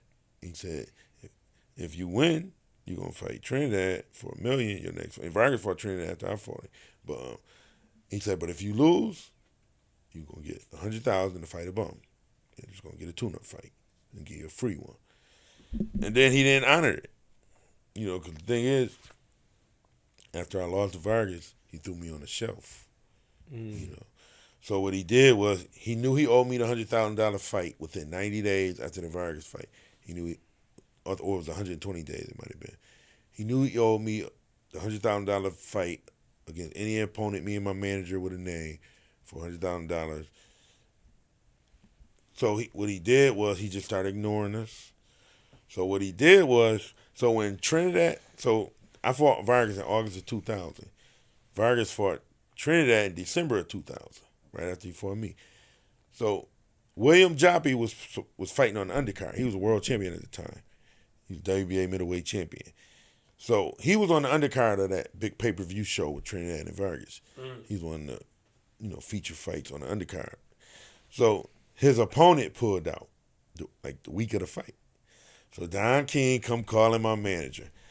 We got Ross a title fight.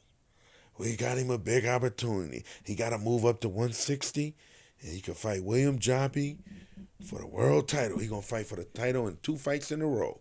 That's that $100,000 fight we owe. We owe you. No. If it was a world you said it was against a bum, not against a world champion. But we giving you another chance to fight for the world. You don't turn down a world title fight. That come once in a lifetime opportunity. I said, nah. Because the thing, I knew for me, I was weighing about 200. And it's Monday. I got to weigh 160 by Friday. Nah. It ain't going to happen. Hell no. I wasn't in training because they ain't give me no fights. Then they going to call me on a couple of days' notice talking about, yeah, Friday come fight William Joppy. His opponent fell out, so you can come jump in and make 160 by Friday. I was weighing about 200 pounds. Like, ain't no way I'm going to get down to 160 in 5 days. And I said, listen. So he said, well, I gave you the fight I owed you. I don't have to give it to you now. Yeah. Wow. Which was wrong. So that's when me and my manager was suing him. I was like, look, man, you owe me the fight. He said, well, I offer you that. No, you don't. It didn't say on the contract, you can call me on 5 days notice. But he know it take time for y'all to train. Like, right, well, of course. You know He's a boxing person. He knows this common sense. Right. It's just common stuff that, boom, you got to get a man time to train, let him get ready. Right. Give him 60 days. Get ready give him a training camp. Don't get him off the couch and say, come fight Friday. Right. You know what I'm saying? So, and he said, well, I honor my part of the contract. Oh, that's crazy. Y'all be the judge of that. Nah, did he honor it though? Nah, he's wild. Come on, man. Kinda. He did, but he don't be dancing. He did. Oh. Now I'm looking at this fight between you and Vargas. Man, stop watching that, man. Watch the first 2 rounds. First 2 rounds. Because the third round. I'm gonna just tell y'all what happened. I ain't telling my boys this. What happened was, I was whooping his ass. The third round, I was dominating him still. Then they took a point. He kept hitting me behind the head because he couldn't hit me clean. So every time he had to get a chance to get a cheap shot. And I could have complained after the fight, like, look, them back behind the head shot took my equilibrium. I never complained once about that. But I could have did that, but I ain't one of them fighters who make excuses. But that was a factor. what took my equilibrium hit me behind the head. That's a spot on your brain. It take your equilibrium anyway. So the whole thing is, he was doing that the whole fight, and they took a point. Right when they took a point, I went to the neutral corner when they was taking a point. I was thinking to myself, yo, I'm about to be world champ. Because when they took the point, I was thinking, like, oh, they in my favor. Because usually the favorite fighter, they ain't going to take a point away from them. So when they was taking the point, I'm like, oh, the referee, because it was Joe Cortez, he always fair. He was fair. He was like, Vargas, you fouled him. I'm taking the point. 'Cause a lot of times with the favorite guy, they going to keep warning him, but they ain't going to take a point. He took the point. I'm like, yo, I'm in the neutral corner getting ahead of myself. I'm about to be world champ. I'm winning. So I lost focus. I'm telling you, I lost focus. So Vargas and them, their game plan was to throw the lead left hook, right hand, because I always fought, the left hand down, and I always was taught to knock down the jab, but check for the hook. So that's why I kept my hand here, because the jab is the most important punch in boxing. So a lot of my trainers, they always taught me, instead of always having to worry about slipping the jab, keep your hand there. You always going to knock it down anyway. Your reflexes are going to catch it because you got good reflexes. But just be checking for the hook, because when your hand here, you got your left hand down, you got the shoulder to protect against the right hand. You're going to roll it. Got good reflexes. You got to do that. But you have to check for the hook. If your hand here to block that jab, because the guy, if he's a smart fighter, the typical fighter ain't going to throw that. But the smart fighter going to feint, then come with the hook. So he think I'm going to go for it. Here come the hook. Because I went down here, boom.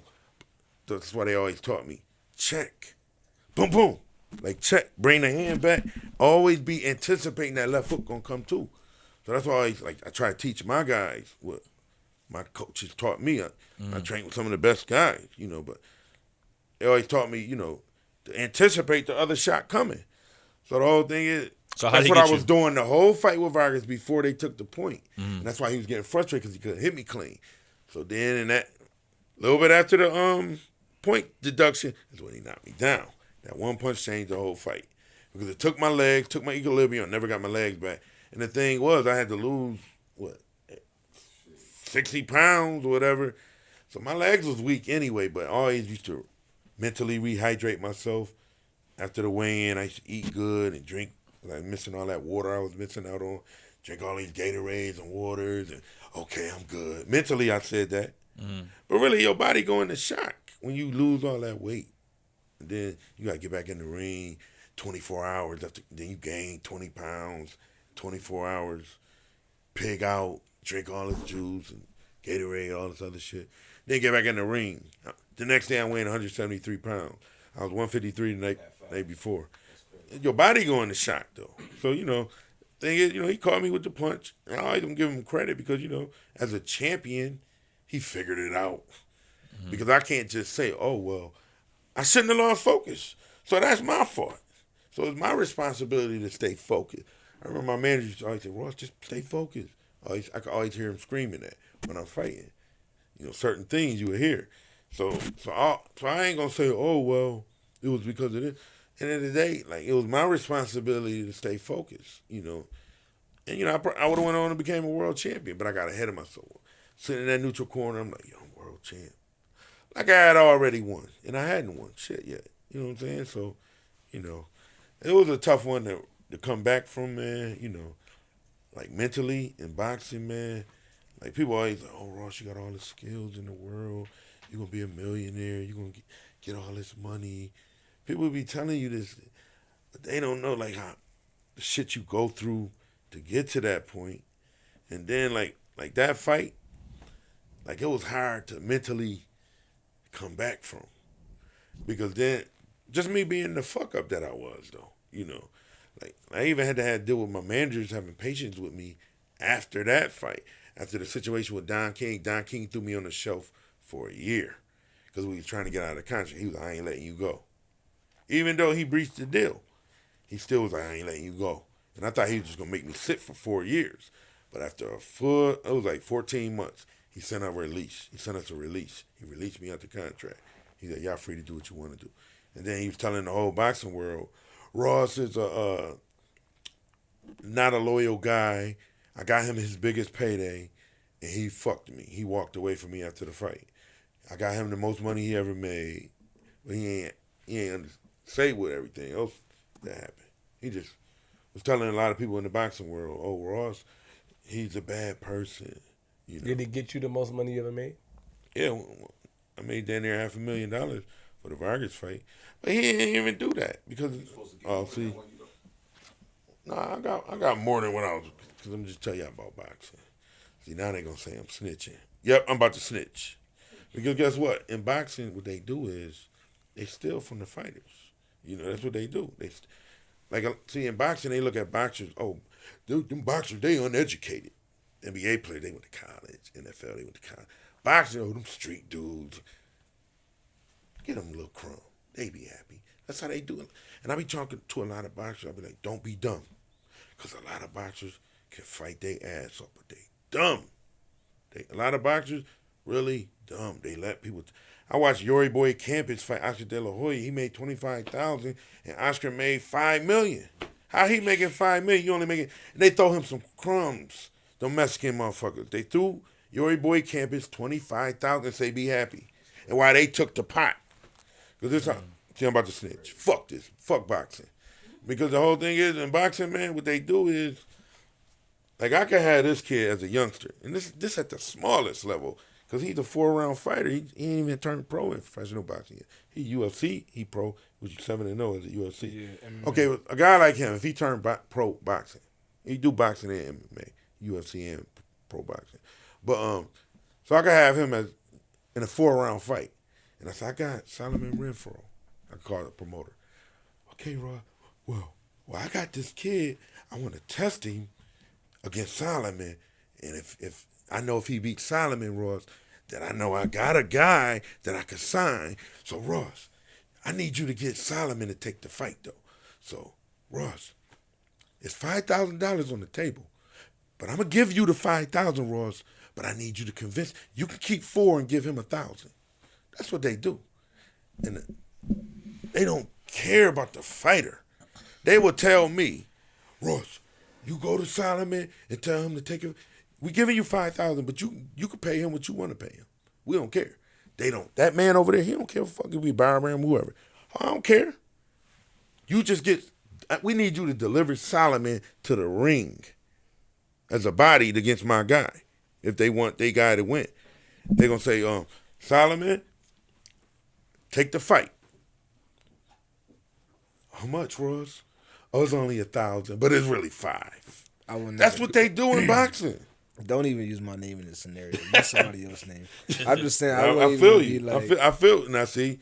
I'm a smart come on, fighter. man. I love to do. Like, I wouldn't but even, that's I I'm just telling that you. on my name like that. Like, that's what they do to boxers. Though. Let's say Chris.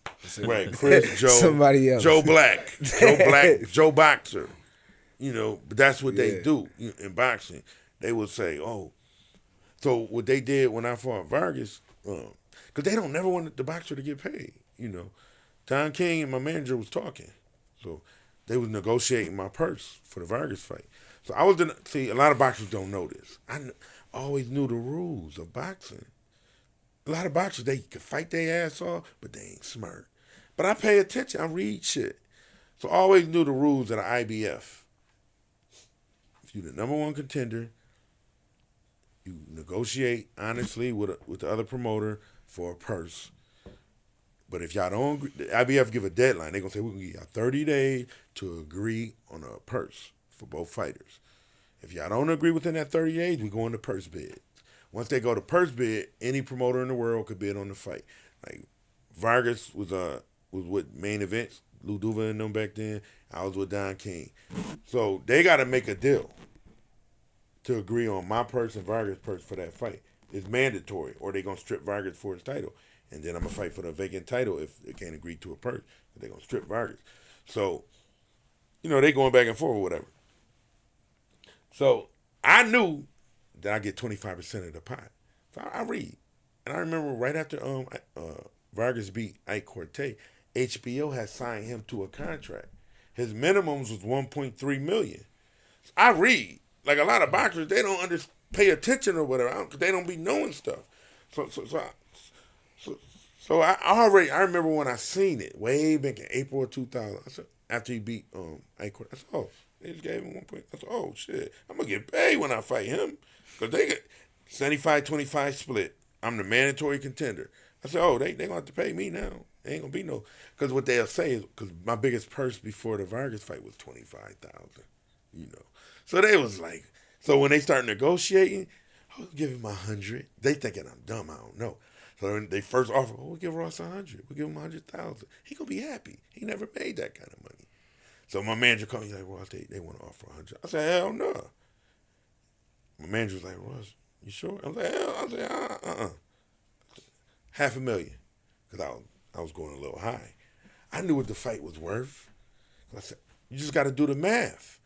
Maybe some boxers don't know the math, but 1.3 million, and then you got to, that's 75% of the pot. What's left? I was like, it was about 350, 400,000. What should be left? Because they got to, in order to give Vargas his minimum, they got to bid 1.8 million maybe, so he can get 75% of that pot. So that's why I was like, man, do the subtraction and addition, like, boom. So they got to give me. So I told my manager, I'm like, yo, I said, man, his minimum's 1.3 million. I said, we got them by the balls. So my manager's like, yeah, you right, Ross. So he started talking back to Don King. He like, no, we want. I was like, I told my manager, I was like, just bid high. So he went back. He's like, yeah, we want $500,000. Don King like, you crazy? Ross' biggest purse was $25,000. How he gonna make $500,000? How he can't go that high? He can't jump purses that. We're giving him $100,000. That's his biggest purse. Nope. On HBO, nah. Y'all ain't shorting me. So they going back and forth. So they want. See, the thing is, they was hyping the Trinidad Vargas fight. So they was like, Trinidad need to get his mandatory out the way, and Vargas need to get his mandatory out the way, so they don't get stripped and they fight and unify against each other. So they was saying, okay, let's get that out the way. So they was like, well, boom. So then Main Event's calling Don King like, well, why Ross ain't agreeing? Don King, he start calling my manager. They like, don't you want Trinidad and Vargas to fight for the title? If he unify, because he could have said, I'm going to vacate the title and Ross could fight somebody. Because they did threaten it. They was like, well, we'll vacate. Then what, Ross? You ain't going to make a big money. You going to make short money probably fighting for the vacant title. You and Winky Wright. Winky Wright wasn't really that marketable back then. He was just like me, a name who could fight, black brother who could fight. But he got his reputation a little bit after that. More, you know what I'm saying? So they knew if it was me and Ricky Wright, we was just two good black boxers. Bob Arum told me when I was 19 years old, black fighters come a dime a dozen. So they don't care about black fighters. They care about white fighters, Puerto Rican. Or Mexican. They say they the ones sell tickets. They always say black fighters don't sell. Don't nobody support them. Unless we make them a star, like we made Floyd a star. We made De La Hoya a star. We made Sugar Ray Leonard a star. So that's what they do, So it ain't about, they sell tickets. We made those guys that, So that's what they were saying, with my situation. So they was like, Ross got to take that money. And I told my manager, I'm like, look, man, I'm not taking short money. So, I'm like, so he's going back and forth. So that's when Main Events got involved instead of we dealing with our promoter who was Don King. Because my promoter, Don King, was telling my manager, he was like, look, he started fucking with my manager. He said, look, Nick, and my manager was kind of a newer guy in the boxing at the time. He had only been in boxing for about maybe 2-3 years, The Don King been in boxing since the 70s. This was 2000. He had been in boxing since the 70s. So he got way more experience to negotiate with Nick Garone. So he running the okie doke. Like I was real cool with Carl King, Don King's son. Because when I fought that kid Antonio Reese, Carl King was like, whoop his ass, Ross. That motherfucking star child, he be having my sister doing drugs. He said Debbie King was doing shit or whatever. So he was like, yeah, whoop his ass, Ross. He wanted me to win. And after I whooped Antonio Reese, had Carl King always had love for me. So me and Carl King was close. We was cool as hell. So Don King used that against me. So he went to Nick and was like, yeah, Ross. He's like, yeah, Nick.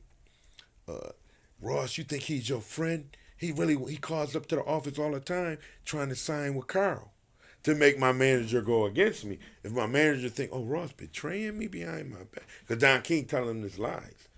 So that make Nick think like, shit, Because Don King saying, listen, we're going to give him $100,000 and we're going to take $250 and split the rest. That's what he telling my manager. Get Ross 100,000. He'll be happy. He ain't never made that kind of money. Then we gonna split the rest, Nick. That's illegal. That's stealing. You know what I'm saying? That's wrong. They trying to steal $250 from me. My manager was like, I don't do business like that. He's like, I don't do business like that. You know. So boom. You know, and they was going back and forth for whatever. And he kept trying to tell him, oh, because he telling Nick old stories from Tim Witherspoon, all these guys that he had promoted in the 70s and 80s. Nick, fighters just fuck you. They not shit, Nick. Why do you trust these fighters? They're going to fuck you. Look, we're going to split the money. Ross going to be happy. He'll get the 100,000. Everybody walk home happy. The man got to get in the ring. You want to give him the short money. We the ones got to get in the ring, you know, and that's what they tried to do. So at the point, it got to the point where I guess Main Event started showing impatience with Don King, that they like, well, you're not delivering like they wanted him to deliver, because I'm not agreeing. Me and my manager, we not agreeing on that shit. So then they put a little okie doke trick. They told him, they called, instead of Don King calling, they called my manager. He said, well, guess what we're going to do? We're going to have Vargas vacate, and he just challenged Trinidad for the title. Still going to be a super fight, even though it ain't a unification, because they wanted it to be a unification. Both of them, WBC and WBA champion, unifying. So he's like, yeah, Vargas going to vacate, so y'all go fight Winky Wright for $50,000. You could have got 100 if you would have fought Fernando, but y'all go fight Winky, y'all going to get like 50,000, because they're going to do a purse bid. Ain't nobody gonna bid high. They're gonna bid about 50,000. ESPN, it's gonna be on ESPN, not HBO. Y'all gonna fight on ESPN. So go ahead. That's what they was telling us. Me and Nick, we was scared. We was like, oh shit, what if they do it? They was but we calling they bluff. We like, but we scared because we like, damn, because we knew 350 was what we supposed to get. When they agree, it's gonna be 350. Once they say fuck it, it's gonna be 350. So we like, damn, what if they vacate? They right. We gonna fight Winky Wright for 50,000 on ESPN instead of Vargas for 350, what we deserve, instead of the 100 on HBO. So I'd rather fight on HBO than ESPN. You know, so I'm like, damn, we worried. We nervous. Couple days. They let like 3 or 4 days go by. The happiest moment of my life. They called me like, Don King just called. He said, man, this is what he said, Ross. Y'all got y'all money. Click. And they agreed, man. It was like 3 days later. Don King, usually when he call you, he going to be talking. He going to be jolly. He going to be making conversation. Nick was like, man, he called me. He said, y'all got y'all money. Click. That ain't Don King. Because he always going to greet you and give you all this conversation. That day, he was like, man, I ain't never seen him at a loss for words like that. The Vargas fight, you think that you deserved that loss? You did. The referee stopped it. It was just I actually, when I watch it, even at the time I watch it, I always say, man, they shouldn't have stopped it, because I was blocking the punches. Like, he knocked me down a couple times, and I was just, so when I went to the ropes, because I knew I couldn't stay in the middle of the ring because I didn't have no legs. He took my legs when he caught me with that equilibrium shot. Did y'all ever see when Mike Tyson fought Trevor Burbick? He knocked him down with the tempo shot, and Burbick got up, fell right back down, tried to get back up because his equilibrium was gone. It wasn't even punches, because the equilibrium shot, it take your legs, make your legs go to rubber, Yeah. When he knocked you down, he stood over you and talked to you because you slapped him, right? Right. He tried to, do his little shit, and then he trying to tell everybody he spit on me, which he never did. But he got his mouthpiece in for one. But he made a gesture when he stood over me, like, yeah, motherfucker, I got you, whatever. Then he whatever. That's why one of them knocked out, jumped up, kind of screaming like, "Fuck you," because I wasn't hurt. Like it was just my legs was like go down. So you don't think the ref saved you? Cause I seen it when the fight stopped. Because the thing is, I just was like this. Yeah, like, but he could have. What I did, I knew I could. When I stayed in the middle of the ring, that's why he kept dropping me, because I'm sitting in the middle of the ring, kind of vulnerable. So once I went to the ropes, I kind of had my little, strategy. Where I'm gonna just keep my hands here, And I always had good eyes. And good reflexes. But they also said that's a strong point on the ropes, though, right? Well, for me, like a Well, lot of guys, for him, they saying if he gets you in the ropes, that's fuck him. Nah. What? Listen, when you can't hit like you can take the great Julio Cesar Chavez. You watch him against Pernell Whitaker, miss all night. Block, slip, whatever. They say, oh, Chavez is a monster. He couldn't hit him, though. You take Floyd Mayweather against, I ain't going to say De La Hoya, but I'm going to say a lot of great fighters, all the great fighters he fought. He took they strengths right away because he making them miss. So what I was doing with the Vargas fight, it wasn't, I ain't going to say, oh, I was going, because I don't know, I don't think I was conditioned enough to really get back like I wanted to. But I could have at least, I could have went in there and made it through 12 rounds probably. And maybe I would have been more in the prevent defense. Right. You know, I might would have been making sure I don't get caught again. You know, because in the situation when he caught me, it was just me losing the focus. Shot that he was missing all night before that. We watched the first couple rounds before he wasn't landing them. But he caught me at that vulnerable moment or whatever. So when I went into the shell, when I went to the ropes, when they stopped the fight, I was just like, okay, let me get my legs back. So I don't know if my legs would have came back, though, because, you know, I had to put my body through a lot to lose all the weight and all that, and just losing and gaining weight and starving myself. But I went to that ropes at that moment. I'm like, okay, boom, I'm safe. I was in, like, safe because I ain't in the middle of the ring. You know, I'm less vulnerable to get hit. I'm in my little shell. I just went to a shell, okay. I could protect myself. I've been boxing since I was a kid, so I always could protect myself of getting hit. So that's all. I was like, okay, let me just block. Because I wasn't worried about moving my head no more, doing all this. I said, let me just block. So just keep my hands up. He was trying to cut through, but he couldn't. Like, he tried to knock my hand down. He couldn't land. He couldn't get through. He was hitting nothing but gloves when the referee stopped it. He just said, well, Ross, you wasn't throwing back. So that's what sometimes a referee can say, well, you're not responding. He threw 10 punches and you didn't throw one back. So I got the right to, that's how Joe Cortez. I mean, I could respect it too, though. I ain't going, you know, I didn't argue. I didn't say, oh, you shouldn't have stopped it. I kind of accepted it, like, because he did throw about 10 punches. All was blocked, though, on the gloves. But, you know, it wasn't hitting me. You know what I'm saying? So, like if you look at my whole career, man, you can say, okay, Ross got some losses, but I never took a beating. Never took a beating and none of them. Like a lot of guys you see who's world champions, top contenders, whatever, them dudes took beatings. A lot of them dudes, they took beatings. A lot of these boxers, you couldn't even be up here interviewing right now because they punchy. yeah, hold A lot of my friends, punchy. And I love them niggas. But a lot of boxers, they get punchy. A lot of boxers be dumb. You know, I always kept my intelligence. Always kept my mind. I ain't one of them boxers who can't talk. Fucked all up and in the days looking around like this, punch drunk. I always proud of myself for, you know, having a defense. Oh, I still got reflexes. Like when I got in the ring with Floyd or whatever. I saw it. Like Floyd, he still got his quickness and he still stay in shape. Like I'm fat now and I've gained all this weight. And I ain't in shape, but I'm still fast. You know what I'm saying? Because people be like, oh, Ross, it's over for you. Okay, keep thinking that. I can still get in the ring. All right, slow down. So when he knocked you down in the 4th round, he stood over you. Yeah. You sure he ain't spit? You sure he ain't spit on you? He just was talking shit. You know, that's why when I got up on that, it looked like spit to me. No. yeah, you gonna fuck with me. Sorry. Nah, something fell out. Look, I'm watching.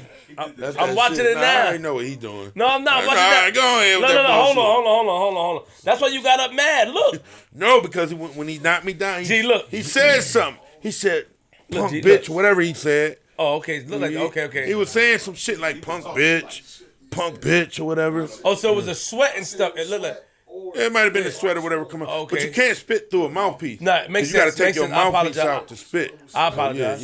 No. Because you was mad. He said something to you because you tried to get him mad. Now because he was like, punk bitch, whatever he said when he knocked me down. And I jumped up like, motherfucker, you lucky as hell that I'm fucked up. My leg's fucked up right now. I said, I'll whoop your ass. You know, because it wasn't like he knocked me out.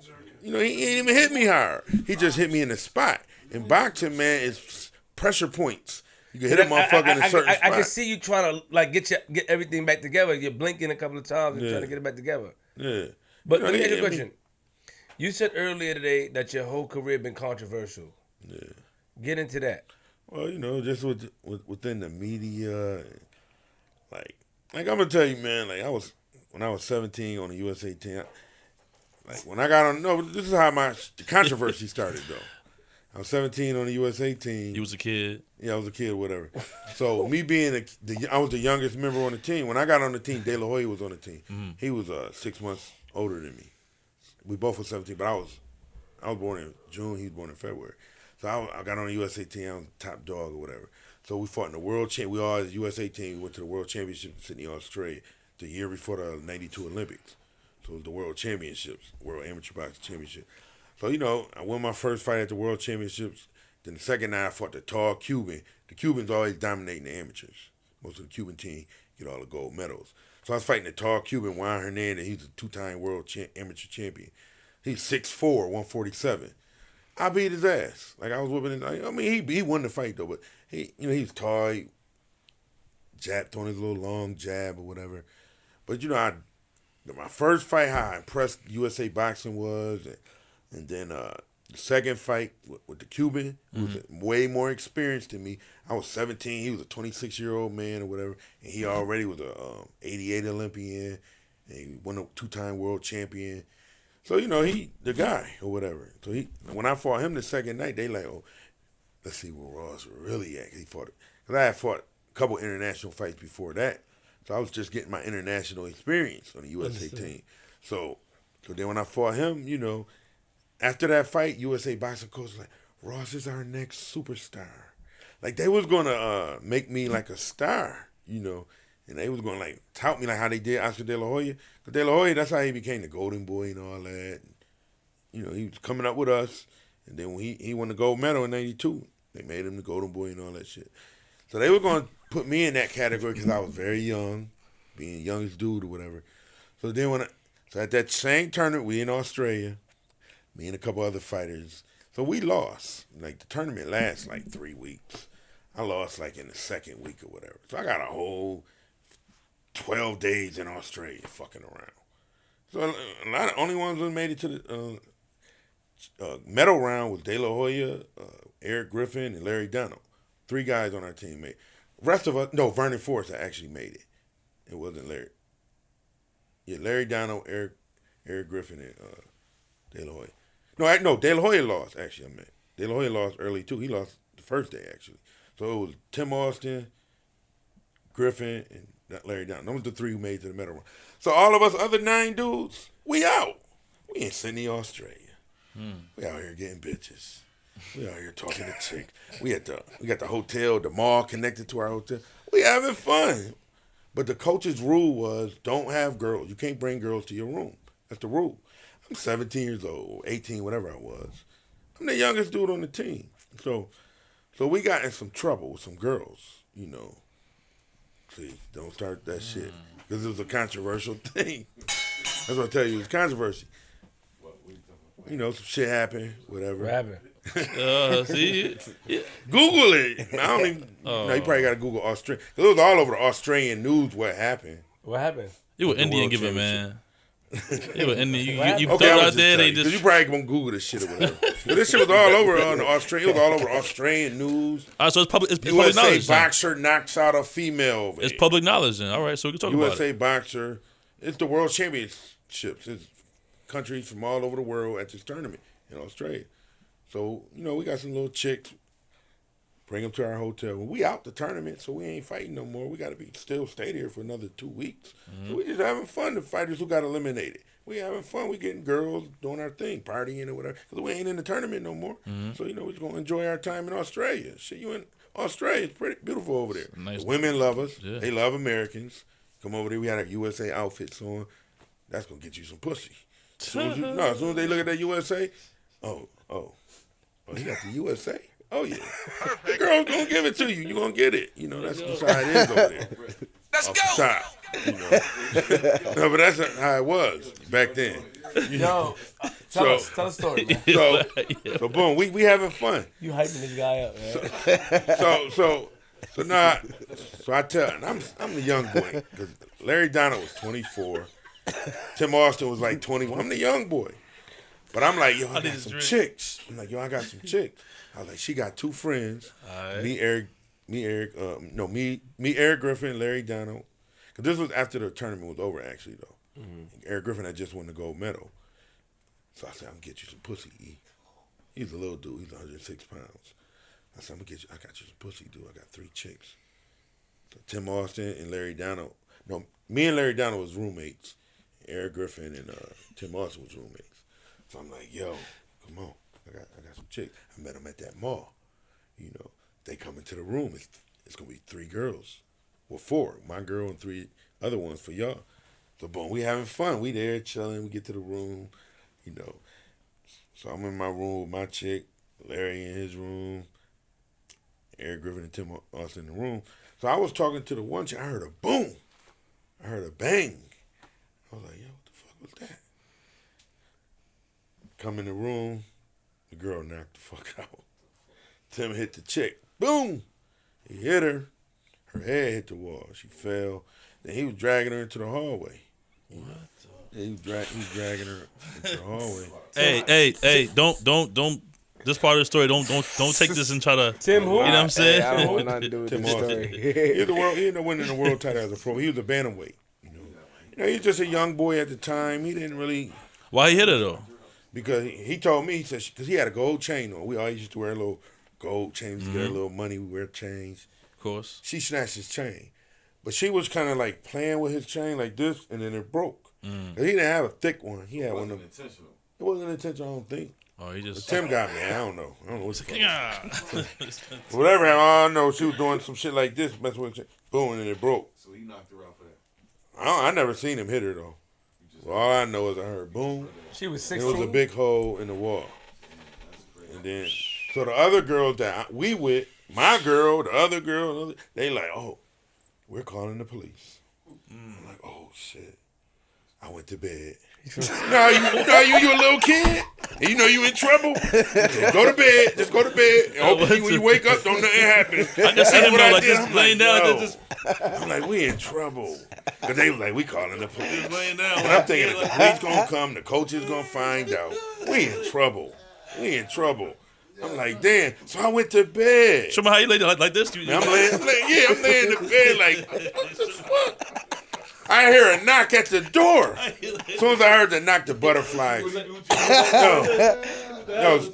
soon as I heard the knock at the door, though, I'm like, the butterfly. I'm like, oh, that's the one I don't want to hear. Like somebody knocking at the door. It was Chris Bird. He was on our team. He like, y'all got to go to Coach Nappy office. Y'all in trouble. I'm like, what? Y'all got to go to Coach Nappy office. I'm like, God damn. He done got caught. He was like, yeah, they already took Tim. They took him to jail. We in Australia. We in a whole nother country. The police came, took him into custody. They couldn't take nobody else, and nobody else did nothing. So we went to Coach Nappy's office. Pat Nappy, the coach. He was like, so he talking to. He like, what? Why you guys have girls in the room? We told y'all you're not supposed to have girls in the room. So he asking all these questions. Then he said, well, who brought the girls? Eric Griffin snitched on me. Oh. So Eric Griffin, he was the world champ. Like he was like the best dude. Like you look him up, like he was a real good amateur boxer. He never really did well as a pro, but he was a real good amateur boxer. He was a 2-time world champion. He didn't win the Olympics though. He lost in the elimination round. But he was a real good boxer though. He was like, Ross. I'm like, you world champ. You could have said you could have took that one from me, because he wasn't gonna get in trouble because he was the world champ.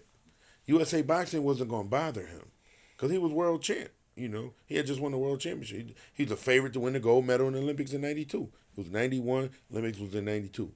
So the Olympics was gonna be the next year. He was the favorite to win the gold medal. So they was touting him because he was a 2-time world champion, always ranked number 1 in the world as an amateur. So he dominated. He gonna speak my name. He say, yeah, Ross the one brought him. Pat Nappy looking at me. Them eyes, them beady eyes put on me. I'm like, oh shit. I'm in trouble now. Now I'm in hot water. So we ended up having to go to court. This was the USA Boxing people did, the officials, the president and all of them. They had to bail Tim Austin out of jail. So the judge, we all went to the hearing, for the bail hearing in the morning. They was like, oh, he can't leave the country because he got to come back to court. Now, hey, we about to leave. The World Championship is over. We about to hop on the plane. But, this shit all over the news, So the USA Boxing, they huddled together and they said, oh, well we got to get Tim out of here. We can't leave him over. He can't go back to America. But who's going to stay with him? That's what they was all saying. I'm a kid. I don't know what the fuck. It wasn't nothing like that to me. But at that time, they had the sense. So they like, yeah, well, what we got to do, we're going to send Tim. Because, when we go through customs, going back into it, flying back out of Australia, you got to go through customs and all that shit. They said, Tim, you go ahead of us. If it's a problem, we'll deal with it. We'll be behind you. We'll deal with it. But you go ahead of us, and when you go through customs, just say you're a reporter who's covering the World Amateur Boxing Championships. You're a reporter. You're just a news reporter. That's what they told him to say. He made it through. Because they knew that when the USA team comes, because it was all over the news, so people knew he wasn't supposed to leave the country. So when USA team, we came through as a team. When you go through customs, we come in to USA. And Tim already got through. He's safe. So when we coming through as a team, now they looking for Tim Austin. So they like looking at our passport. So I remember it was Sean Fletcher. Tim was a 119. No, Tim was a 112 pounder. Sean Fletcher was a 119 pounder. So they was like the same size. They both was black. So I remember they asked Sean Fletcher, you look like the guy, Tim Austin, who he got in trouble. You don't supposed to be leaving. Look, my passport say Sean Fletcher. I'm not faking. I'm Sean Fletcher. You see my picture? They let us all through, And then, we all got through. Tim Austin could never go back to Australia, I guess it's probably still a warrant for his arrest over there. Yeah. What happened with James Toney? Man, James Toney. That's my man, so be careful. Fuck him, man. See, now but listen, me and James Toney, like if he see me and I see him, we gonna say fuck each other. That's just how we do. Like, he was trying to bully you. That's why I heard. Yeah, he tried to bully me. I was a kid. You was a kid every story, man. I was 20. I was about 21 because it was in '94. I was 21 by then. I was a grown man, I guess. How you try to bully you? Well, because he just think he tough. See, No, listen. He is tough. He all right. Yeah. Don't do that. He all right. He is tough. He know I say that shit to his face. I know you He would. know we've been going back and forth. And But he's tough, though. I'm gonna call him a bitch ass. And I look up to him, actually, though. I look up to him. But I'm gonna call him a bitch ass, though, because, motherfucker, you had your chance, motherfucker. We went at it. But I'm going to call him a bitch ass, even though I looked up to the man. I still think he a great fighter. And I'm always look up to him as a guy, as a great fighter. But personally, I'm going to call him a bitch ass. Tell me some why. of the stuff he did or whatever. Why? Because, okay, I'm going to tell you first about how we first got into the beef. Okay, I'm living in Vegas in '94.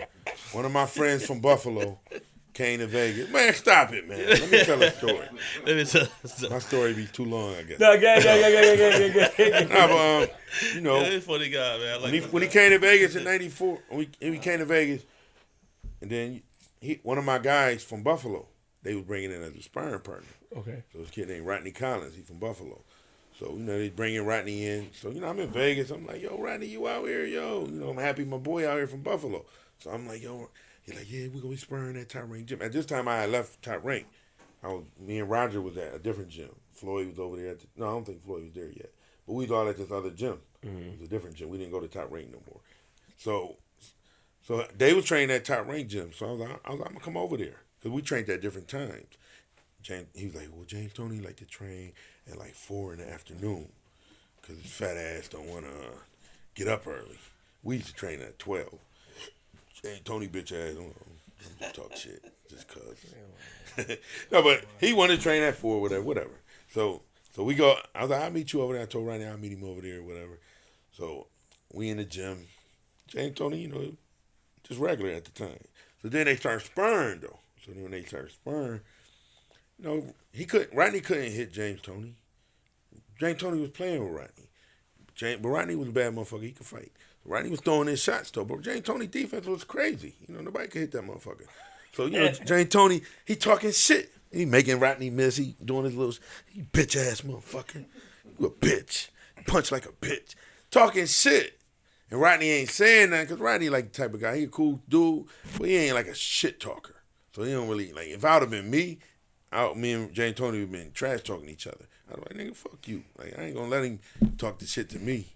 All right, even though I respect him and look up to him, I'm gonna talk shit if I get in the ring with him. You know, 'cause I ain't worshiping this motherfucker. Like outside the ring, yeah, I might admire you. Once I step in that ring with you, motherfucker, you ain't shit to Out the me. window, yeah. Yeah. So I'm thinking like, damn, Rodney, you letting this motherfucker talk this shit, you know? So Rodney come back to the corner like, man, don't let him talk that shit to you. So James Toney sent one of his flunkies over there to the corner.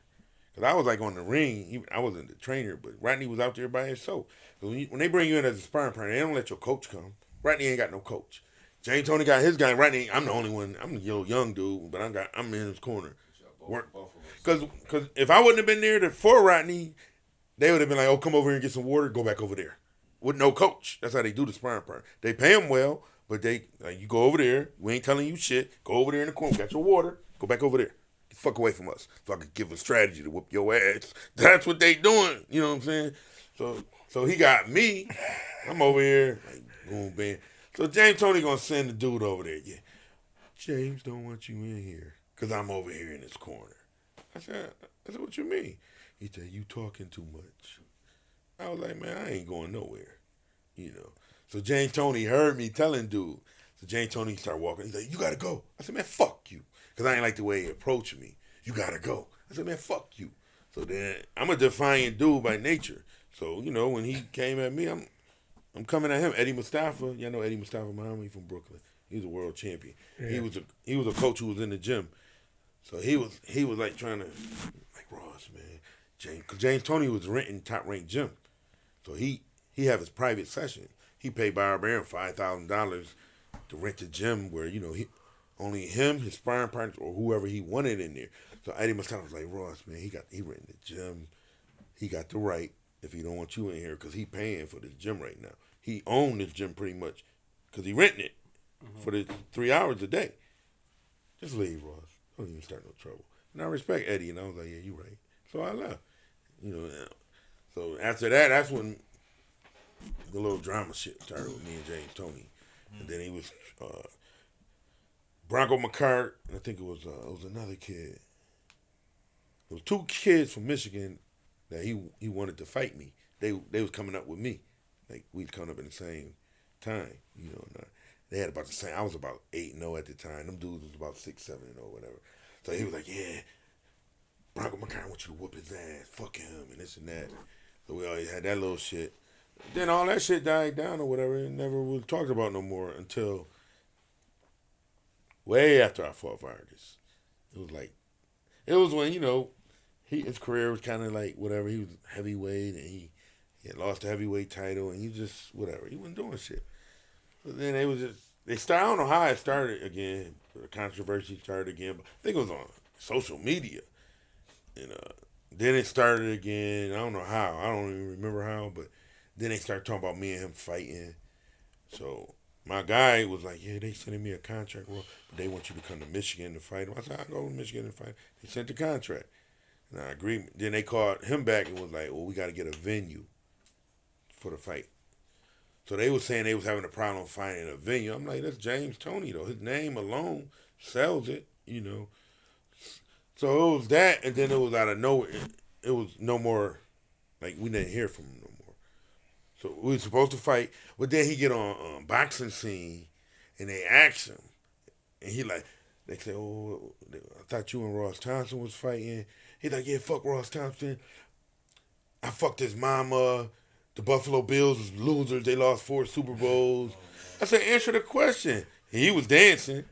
He was dancing around when they asked him. No, he wasn't. No, he wasn't. Shit. That motherfucker was like, oh, fuck the bitch. Cause I'm telling you, man, James Toney looked at it, or somebody talked some sense into him. They said, man, why fight Ross? What the fuck you gonna fight Ross for? You got way more clout than Ross. You a world champ. Ross didn't win the title. Like, what the fuck? You got everything to lose, really not much to gain, because if you beat Ross, they're going to say, well, you know, you look how accomplished you are. Ross, you know, he didn't live up to his potential. Ross didn't really live up. Like, Ross always lost a big fight. That was always the mark on me anyway. Ross, they always say, well, Ross, he be freezing up in the big fight. But he be killing niggas in the gym. He beat the shit out of Constantine. He beat the shit out of Mike McCollum. Beat the shit out of these niggas in the gym. But in the fight, Ross be tense. So he got everything to lose as far as in the competition, in the real fight. They always say, Ross, man, Ross, he gonna freeze up. Ross gonna freeze up in the fight. You gonna beat him. He gonna get tired. Ross gonna get tired. So he had everything to lose and really not much to gain by fighting me. Like I asked Chris Bird, I don't know if you know Chris Bird. He won the heavyweight title. He was a teammate of mine. So I asked Chris Bird the other day. Chris Bird, I don't know if you haven't seen the videos he's been making. Talking about he gonna make a comeback. All these boxers doing the exhibitions, Roy Jones and Tyson. Yeah. So I jumped on Chris Bird post. He's doing a little mid work and all. I was like, Chris, yo, he from the '92 team with me. He was on that same team when we was in Australia. We good friends. I beat his brother actually to get on the team. His brother Pat Bird was the guy I had to beat to make it to the number one guy in the country. But so I jumped on the post. He was shadowboxing. I was like, Chris, yo, it'd be good with me and you do an exhibition. Chris Bird was like, you don't want it, Ross. I was like, hell yeah. I said, we good. We both, because he's a good defensive fighter. I said, we both good defensive fighters, I said, you can even get the revenge. You can call it a revenge for your brother or whatever.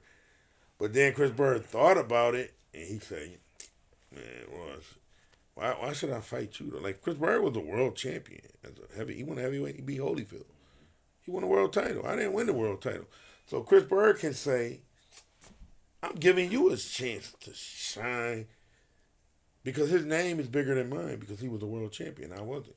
Understood. You know what I'm saying? So Chris Bird would say, man, because they're going to say, well, Ross still could fight. Because that's what they all know, the boxing people who know about, yo, Ross still, that motherfucker. Even when they watched me box Floyd, they said, damn. I saw that. Yeah, because they like, damn, this nigga all fat, but look at his hands. How his hands like that? But you didn't mess with James Toney though. I tear his ass up. No, you weren't. No, I'm gonna tell you. Me and James Toney fight would be like Roy Jones fight with James Toney, because Set it up, like I know how to. Man, James Toney don't want it. He got James Toney. He know it. Exhibition. Listen. You tell him, because you can call him and be like, you know what, James, don't fight Ross because you got everything to lose and nothing to gain by fighting Ross. I would never say that. James Toney got the game by beating me? Because they're going to be like, you beat Ross, so what? Everybody will beat him too. That's what they're going to say, though. That's real shit, though. I'm just being real. That's what they're going to tell James Toney. Like, you beat Ross, okay, fuck is that? A lot of people, other guys beat him. Other guys beat him too. You act like you the first one to beat him. So, that don't mean nothing, James. He was already highly accomplished. So it's not a feather, really, for him. It's just another little statistic on his record. He got wins, and then he got world titles. So why James gonna fight me? Because he like, man. James that nigga. He ain't that dude. But I'm gonna just challenge him on that one. Floyd and James Toney, if they was that dude, like Floyd when I dropped his dad, he's supposed to step up and like, because another dude, Floyd would have been like, man, you dropping my dad like that? Oh, motherfucker. Oh, you got to get it. Because I know Floyd. I watch Floyd in the gym. He'll be like, get your ass in the ring. I'm about to whoop your ass. He'll tell people, get your ass in the ring. I'm about to whoop your ass. Floyd, he's supposed to be like, that's why I be talking to Floyd. He ignore me on social media. I be talking shit to him. I'm like, Floyd, well, you don't want it? What's up? Just whoop your dad ass, nigga. He don't say nothing. You didn't whoop his dad ass. You just hit his dad down. I dropped that motherfucker. But, I gotta hype that shit up, though, to him. And be like, yo. So you went on expedition with Floyd? Hell yeah. Because this is the thing. I never forget when Floyd, remember when I was telling y'all earlier? That don't sound crazy. When I was telling y'all earlier, when Floyd came to Vegas, first thing he said, Ross, I want you to be my sparring partner. See, back then, I was like, get out of here. He was a little novice to me. He was a rookie. Just thinking the NBA, a rookie dude. Get your ass out of here. That's how I was already a 10-round fighter. He was a beginner at that time. He coming out of the amateur. Get out of here. I ain't want to spar with him. He used to bug me, Ross. Oh, he's asking me, Duncan, get out of here, man. I don't talk to you. Like, get out of here. You a rookie. Yeah. That's how I was treating him. And I think he didn't like that. Look now. He started hanging with my brother. No, listen. I went to Australia to go spar at Concert Zoo. Then I come back, him and my brother like this. My brother was living with me. Him and my brother, he said, oh, Ross ain't going to hang on me. I'm going to hang with his brother. He started hanging on him. My brother was tight. And my brother was real tight, and so... should I tell that story? No, yeah. Don't be Indian giving again, man. Okay, I'm gonna tell it. Fuck it. Floyd got snuffed by one of my homeboys. That's why, like Floyd. Hold on. Yeah, Floyd got snuffed. Before he was Money Mayweather though. He was He ain't 6 get round snuffed how? Floyd. Shit, he got snuffed by Buffalo's own. Rest Buffalo's in peace. own. Rest in peace, Teddy Hampton.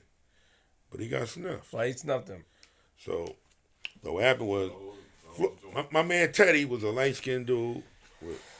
He had girls always say he had pretty eyes or whatever. You know Teddy, right? I don't know if you knew Teddy. I don't know. Okay, you never met him. Pretty Teddy, what they call him.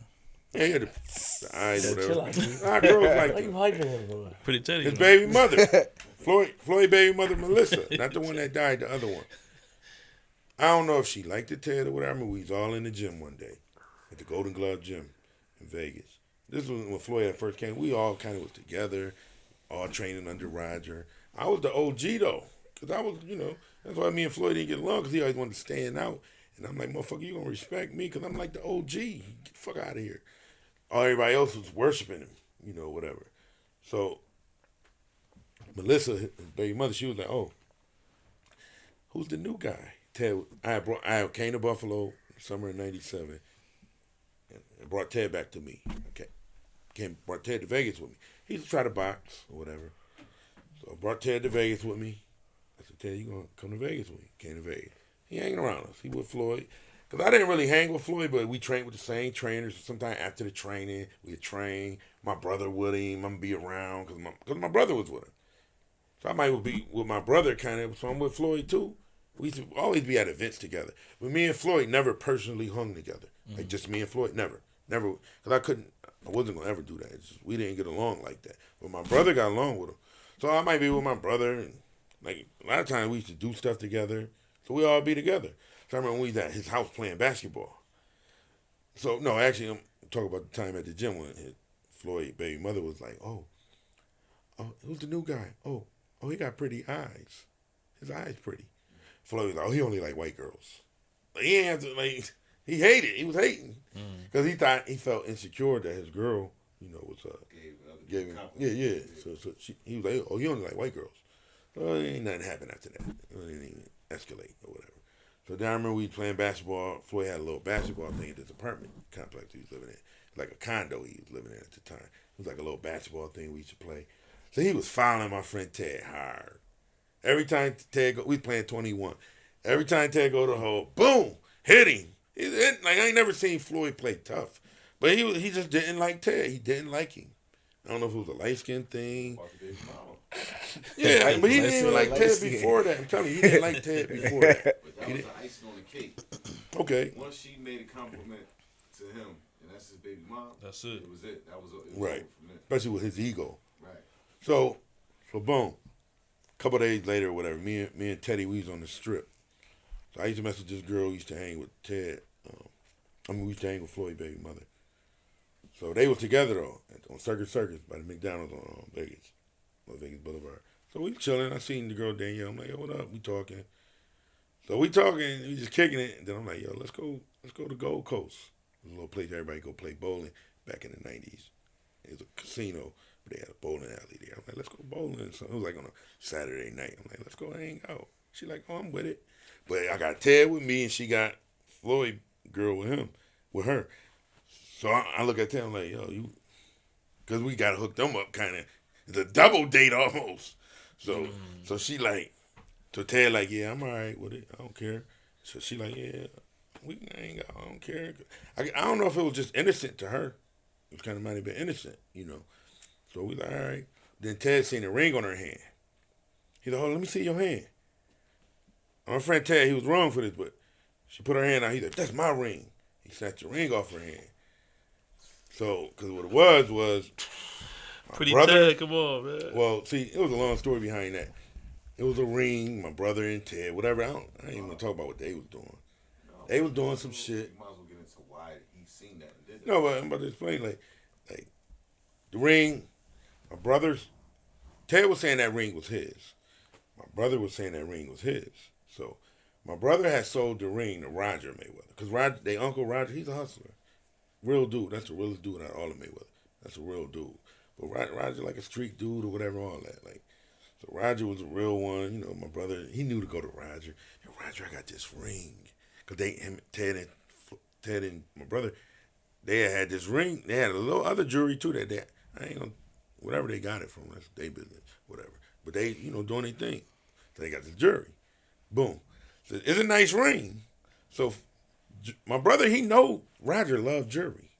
So my brother went to Roger. Roger, I got this ring. I could sell it to you. Roger like, shit, hell yeah. My brother's selling it to him for a short. And Roger is a smart dude too, because Roger like, shit, I'm going to sell it to Floyd or somebody. Because Floyd already asked me, want to get Melissa a ring. So boom. Roger is a smart dude. He a hustler type dude. All right, boom. Give it to my brother for the short. Boom. Give it to So boom. Then that happened. And so Roger sell a ring to Floyd. Mm-hmm. So then Floyd gave the ring to Melissa or whatever. So boom. So that's when Ted snatched the ring. Because when he seen her with that ring, he was like, that.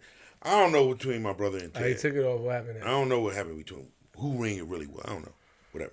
But he took the ring off her hand because he's saying that's his ring. So she called Floyd like, Ross' friend just took that ring or you bought me off my hand. My brother and Floyd was together, So they like, where y'all at? We at Circus in front of on Las Vegas Boulevard. In front of it. They pull up. My brother jump out. Floyd not a street dude. He not gonna fight people on the street. Floyd in the boxing ring, he gonna whoop a nigga ass, but on the street, he ain't that dude. So he just not that type of guy, So they jump out. My brother mad as hell because my brother gonna fight your ass. So my brother come in at Ted because he's furious at Ted. I had to grab my brother. I'm like, my brother was ready to whoop Ted ass. I said, Jermaine, the fuck? Chill. I'm like, Ted came here from Buffalo. Because Floyd was entertaining this shit because it was looking like they gonna jump Ted. That's how they were like, well, we go. And that's my brother, so I can't get involved with that type. That's how they all looking at it. So I seen them trying to jump Ted, so I'm like, Jermaine, chill. Like, Ted from Buffalo, like, we can't. Jermaine's like, yeah, you're right. So Floyd kind of almost backed off a little bit, but he still was like, man, but he got to take up for his girl. So Floyd talking his little shit. So Floyd ain't no dude who gonna fight, like a street fight dude. He ain't that type of dude anyway. So he started walking up on Ted. He's like, you scared of me? How you gonna walk up on another man with your, like, you better walk up and be hitting somebody if you gonna walk up on a man. So Floyd walking up on him like this with his hand, walk like that's like he talking to his son or something. You scared of me? Boom, Ted hit him. Because the man walked up on me. Like, I'm scared. Because Ted knew who he was. Because Floyd was an Olympian. Ted, knew that he was a top amateur and just turned pro, who he was. Like, he got hands. And Ted ain't really no boxer. He was a boxer, but not at that level. It could be a local boxer. We're talking about Floyd was at the highest level with this shit. Worldwide type dude. So Ted was like, shit, this nigga about to hit me. I got to hit him. That's just his mentality, at least. But he like, I'm scared as hell because this nigga about to fuck me up. Because he a boxer. Ted never really was a boxer, like, serious about it. He was doing it with me a little bit, but he wasn't really, full-time thing for him. So Ted was like, shit, I had to hit his ass. He hit him in the mouth, boom. Floyd mouth bleeding. Got busted mouth. So Floyd, mouth all busted up. He looking at me and my brother. He like, can't believe this motherfucker just hit me. Mouth all bloody. He's like, this motherfucker just hit me? He looked at me and my brother. He's like, I'm about to fuck him up. So he started walking towards Ted. Ted looking, and then the cops start coming. The cops pulled up, So the cops pulled up, and they like, so as soon as the cops came, Floyd like, officer, he hit me.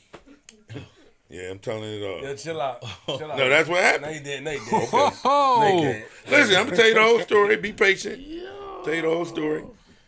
So he's like, officer, he hit me. The cops was just like, y'all motherfuckers go home. They ain't know who Floyd was back then. He was a nobody at that time. He was pretty boy Floyd. He wasn't nobody. He was only about 4-0. He didn't win the world title. So it wasn't like, they thought, oh, that's Floyd Mayweather. They was like, oh, he's just another black dude. To the cops at that time. It was in 1997. So, go home before we can take you out of jail. That's all they was saying. So we all getting in our cars. Floyd like, yeah, Roy, that motherfucker dead.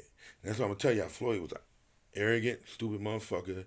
I know y'all heard about some of the other controversies with shooting people, having confrontations. So, boom. So Floyd was like, Ross, get that motherfucker out your house. I said, Floyd, that's my people from Buffalo. He stayed with me. He said, you out here with me. He had the audacity to tell me, I'm out here with him. I said, motherfucker, please, I'm not out here with you. I said, I was out here before you. I remember you was a little kid, you came out here. Don't tell me I'm out here with you. I trained with your uncle, but I'm not out here with you. You know, so I was mad that he had the nerve to say that. Like, you out here with me, listen to what I say. Put him out. Put him out your home. I got to put my own boy out because he says, get the fuck out of here. So, you know, my brother and him left, and then they had the other little Dexter dude with him, little goon. Because he was a goon. He used to be Floyd's sparring partner. And, so Floyd bitch ass called Roger 3 a.m. Yo, be easy on the names. Nah, man, fuck that. I would tell them do that to their face, and they know it. I ain't doubting it, but just be easy on the names. That's how they do. Nah, fuck that. Fuck that. No, listen. So he called Roger. It's like 3 a.m. This shit happened. He called Roger. Hey, Ross, man, just hit me. Yeah, that's how you talk. Ross, man, just hit me. He mad because his pride hurt. He got hit in the mouth. He didn't get a chance to retaliate or whatever. So Roger called me. He like, Ross, man, what's up with your boy? I'm like, man, they got into an altercation, blah, blah, blah. So I was like, man, you know, just a little situation. Roger was like, look, I told Floyd to meet me at the gym. I'm about to open the gym up. They gonna box this shit out. Yeah. So I was like, all right, I'm cool with that. So we get off the phone. I'm like, Ted, they just want y'all to box. Ted, like, they boxing that motherfucker Ross. They Ross, you out of your motherfucking mind. That nigga's a bronze medalist in the Olympics. He won all them nationals. And he 4-0 as a pro bomber. Gave him all that money. Ross, I had a couple amateur fights. Cause Ted, at that time, he had maybe 1 or 2 amateur fights. Ted like, Ross, I ain't about to box this motherfucker. He said, and they gonna try to jump me, Ross. I was like, man, fuck it. I said, ain't shit gonna happen to you. So don't worry about shit. I said, I got you. I said, ain't nothing gonna happen to you. I said, Roger, because me and Roger always had a mutual respect. Roger always loved me. Like Roger was a real dude. That's why I always respect that dude. He's a real dude, man. And I told Ted, I was trying to assure Ted, like, look, man, you ain't got no shit to worry about. Roger ain't gonna let that happen. Because once Roger see me vouch for you, he gonna say, nah. He gonna say, nah. He ain't gonna it ain't gonna, because Ted was saying, oh, Floyd gonna have all these other people. They gonna try to jump me. They gonna try to do all this. Mm-hmm. I was like, no. I was trying to guarantee Ted, like, nah, man, nothing gonna go down like that. I said, I got you. I got your back. I said, ain't shit happening to you. You know, so he was like, man, I don't know. He's like, nah, I ain't about to go spar him. It's going to get ugly in there. It's 3 o'clock in the morning. He's like, man, maybe we'll spar another day at the gym when everybody in the gym, not at no, like, you know how he be doing that fight house shit? Mm-hmm. They was wanting to do that. Box till you die. Because it was some real shit at that time over some shit. So they were like, we going to box, ain't no bail. We're going to go 100 minutes straight. Shit, I did that with Roger before when I was a youngster. We did the fight till you die. We just kept boxing. No bail. So they wanted to do that. They were like, we waiting. I'm like, Ted, fuck it, let's go. I wanted to show up. But Ted was like, no, Ross, man, I'm telling you, man, it's only me and you. They going to be on some shit. You know, I knew Ted wasn't, ready to get in the ring before. So you didn't show up? We didn't show up. So... yeah, we couldn't because, I would have... You laughing and shit, man. You ain't shit, dude. Yeah, you ain't show up. You a crab friend, man. I thought you was my boy. Yo, boss, really? Man. You see what I'm saying? How you do me, boy? Yeah, Ross, you ain't show up. You told all that shit about James Toney. You told all that shit about... It wasn't my beef anyway. But why you didn't fight for your man? Why you didn't fight for your man? It wasn't my position to fight. Yo, Ross, what? Listen. Why you didn't fight for your man? That was Ted beef. Nah. You invited Ted. No, I invited him to come to Vegas. It ain't my problem that Floyd had a problem with it. Because you took the ring off the girl's finger. Ted was wrong. Yeah, he was wrong for that. Ted argued me until the day he died, man. Rest in peace to Ted. Rest in peace to Ted. Yeah. Until the day he died, he always told me, Ross, man, I did the right thing. I said, Ted, we grown men now. Because we was kids back then. Cigarette. I'm down 20 years later, whatever. I said, Ted, man, you should have never took that ring off that girl's hand. I don't care what was the situation. You don't take a ring off a woman's finger. You don't do that. Where was the ring? Who the ring ended up with? Back with the girl? Yeah, wait a minute, let me think. I don't think Ted never kept the ring. He never gave it back. I don't remember. At least I don't remember if Ted might be up a little bit. So after that happened, So after that happened, I'm mad at you. so Floyd started calling me. He like, because I had told Floyd, I said, listen, he live with me, Floyd. Don't bring it. Because Floyd was calling me like, yo, Roy, your man about to be dead. That's what he was saying. I said, what you mean? He said, your man. He said, you gonna watch what I do, Roy? Your man. He said, I said, Floyd, he live with me. I said, don't bring that drama around my house. He said, he ain't got to be around your house for us, but your man about to go. He think he gonna talk all that shit. And he was getting cocky. That's why he was getting that little arrogant stuff. That's why when that other situation happened, when I heard about they shot the dude, I don't know what the situation was with that, but that just make me think about the Ted situation. He was like, yeah, your man gonna be gone. All that. I'm like, what? You know. So boom, couple days later, we chilling.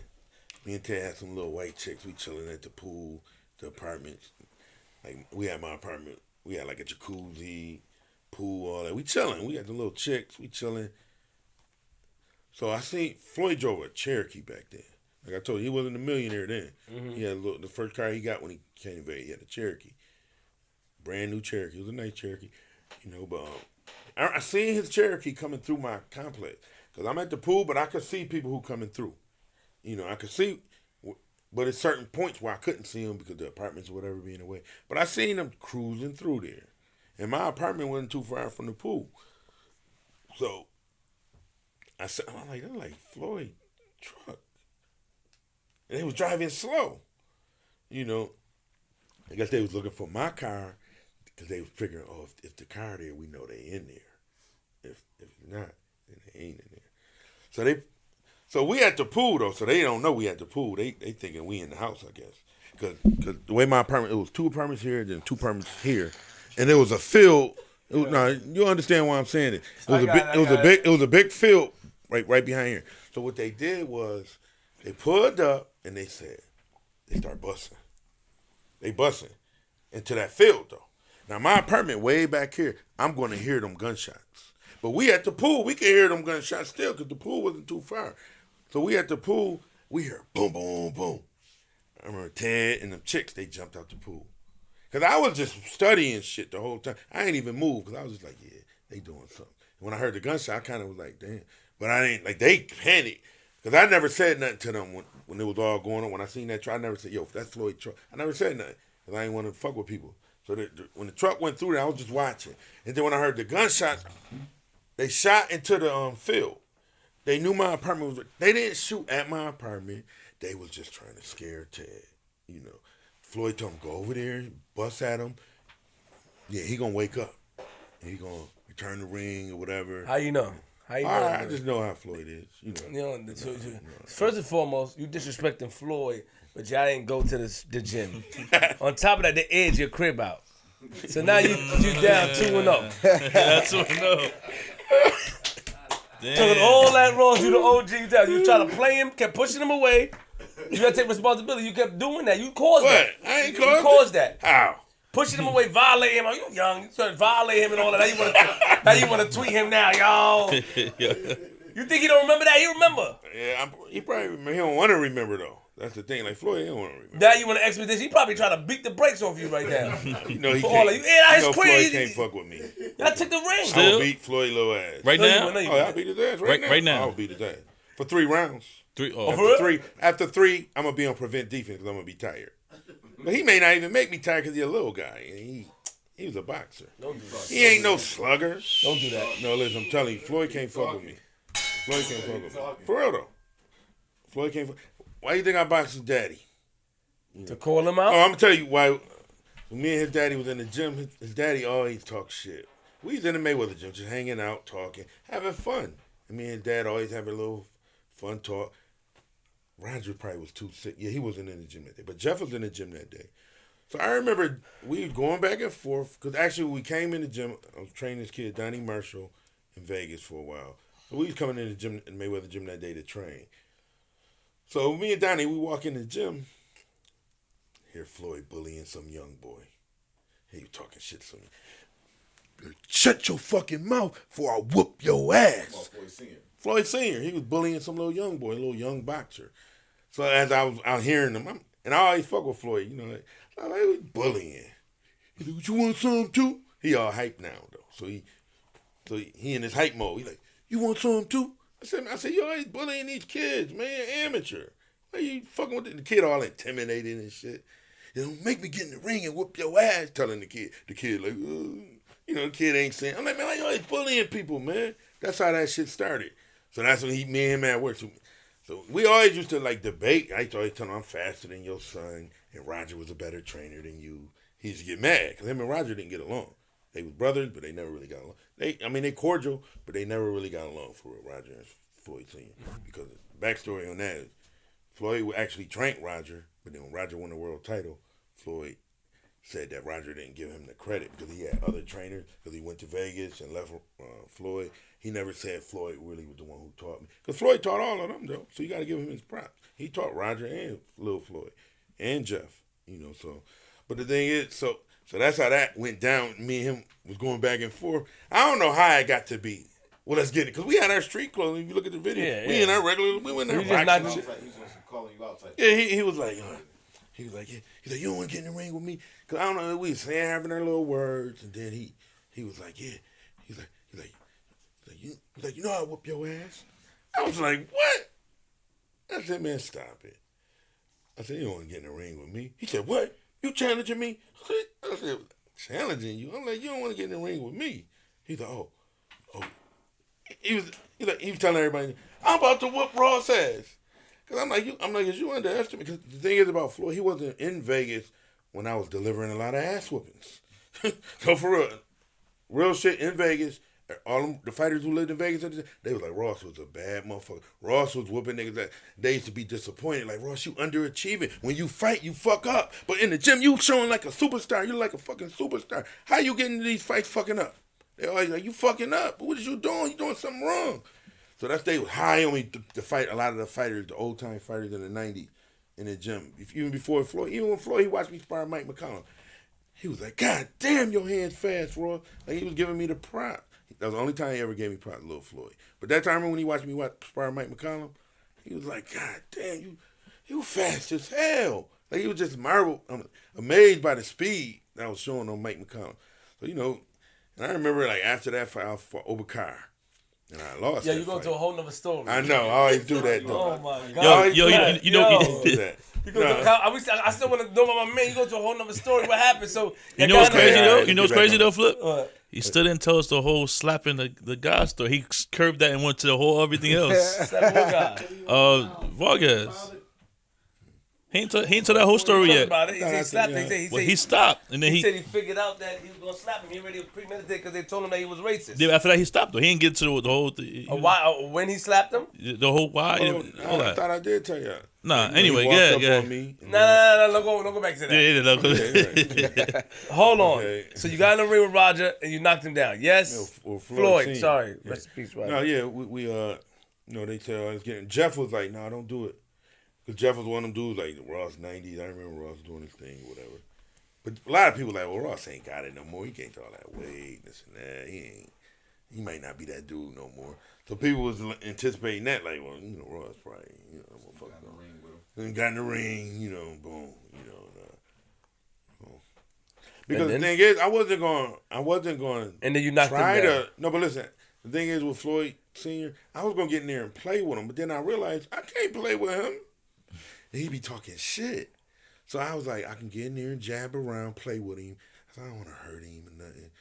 But then he was talking so much shit. So I said, if we do a jab fest, we just jab around, he going to still come out of here like, yeah, I'm fucking you up. Even though we both might have just been jabbing. So as we was boxing, he started saying, I'm going to fuck you up. You can't fuck with me. I heard him on the video. You can't fuck with me. I'm going to fuck you up. So I was like, I got to hit him with a shot. That's why I told myself, I said, I got to hit him a little bit. But I didn't think I was going to drop him with that. I was like, I'm going to just throw a little joint on him, though. Throw a little boom, boom. You know what I'm saying? So I'm going to let it out on him. You know, he throwing the jabs and shit. And then I let it out. Once I let it out, then he went down. After you dropped it, what happened after? Man, listen, after that happened, dude, you see they cut the cameras off. Yeah. Because this is what happened. So, there's a lot of security in the Mayweather gym. Now, if he would have dropped me, they would have been like, keep filming. Because mad people in the gym was filming the sparring session. Soon as I dropped him, the security was like, everybody in the gym turn their phones off to us. Turn your phones in. They said, y'all got to delete that shit. Y'all got to delete that shit out of your phone. They didn't want that shit to leak, you know. I ain't going to say no name, but one of my homeboys in there, he was real close to Floyd, though. He was my man, too, though. He was cool as hell with me. He's like, yo, Ross, I got the video. Damn, I'm just snitched on myself. But nah, he's like, I got the video. You know, boom. Then they sent that video out to a couple people. Then other people started leaking the shit. Somehow TMZ got a hold of it. Because I see Hakeem Ratman hit me. I seen Hakeem Ratman in the gym a couple days later. And he was beefing with the Mayweather. I don't know if y'all heard about that. What's this fighting shit they used to do, fight to the death we was just talking about? You know what I'm talking about? Yeah. Doghouse? The doghouse shit. His sons was involved. Hakeem Ratman's sons was involved in that doghouse. They was suing Mayweather behind the doghouse shit because I guess Floyd put some bigger fighter with one of Hakeem Ratman's sons, and I guess his son got hurt or what. I don't know what happened, but all I know is Hakeem Ratman, he never used to come to Mayweather gym no more. By that time when I was coming to Vegas, I went to Vegas. Hakeem Ratman, I used to always see him in the Mayweather gym. He wasn't in there more because he trained Roger and all that. But so I seen Ratman in another gym. Me and Donnie was at another gym that day. He's like, yo, Ross, I need that video. He's like, I need that video, dude. I seen Ratman. He won the title. That's my man. He cool people, you know. Like, I got you. I'm about to send it to your phone. You know, I sent it to his phone because Dad sent me the video too. You know, when I sent it to his phone, he said, all right. I'm like, I ain't know what he was going to do with it. All I know is the night of, I sent it to that day at the gym. We was in the gym. 4 o'clock in the morning, one of my peoples hit me up. Yo, Ross, you all over TMZ. Later on that day. And then, you know, like Mayweather and them never was mad that it got leaked, but they didn't want it to get leaked. But they never was mad at me. I don't know, but all I know, they never said, Ross, because I ain't leak it anyway.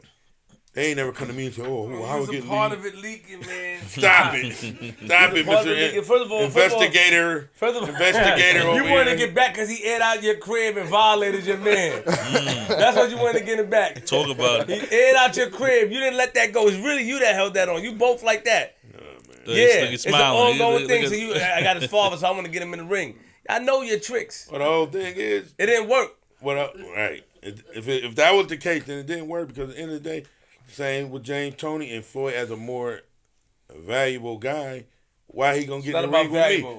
No, but why would Floyd get in the ring with me? He will. He gonna say, "Oh, hey, Ross, look at my career, look at yours." Oh, nah, Ross. I put this like, clip I got out everything to lose because I know you can still fight, I put this motherfucker. clip You probably out gonna fuck me up. No, and never. then I lost everything. They gonna be like, Ross, Floyd got his ass whooped by Ross. Get out of here. I'm telling you. No, he never. Styles make fights. He's a champion. Styles make fights.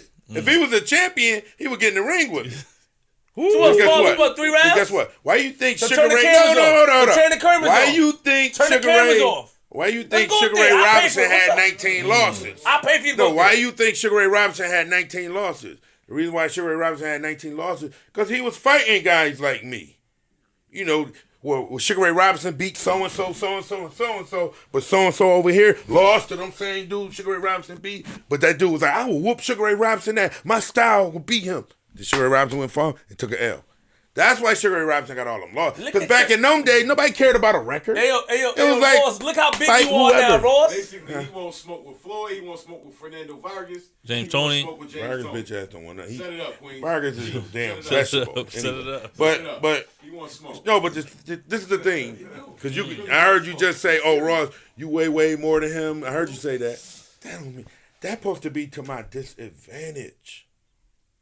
Because I'm not a heavyweight. Hey, Ross. I don't have a heavyweight punch. Hey, Ross, how much you want- I punch like a 147 pounder. I'm Ross, telling how much you y'all. wanna bet, Listen, Ross? I punch like a 147 Ross. pounder. I fought a couple fights at heavyweight. Dudes couldn't even hit me, but I couldn't hurt them. I couldn't hurt them dudes. So I'm a 147 pounder. I'm supposed to be a fat, slow dude. Well, no, listen. When a dude get fat, Floyd used to be like, "Get that fat motherfucker. I'm gonna whoop it." He a middleweight, but he weighing 195. Floyd, give me that fat motherfucker. I'm gonna whoop it. His ass ain't been in the gym. I'm gonna beat the shit out of him. But Floyd don't want it with fat ass Ross. Cause you know fat ass Ross gonna whoop his ass.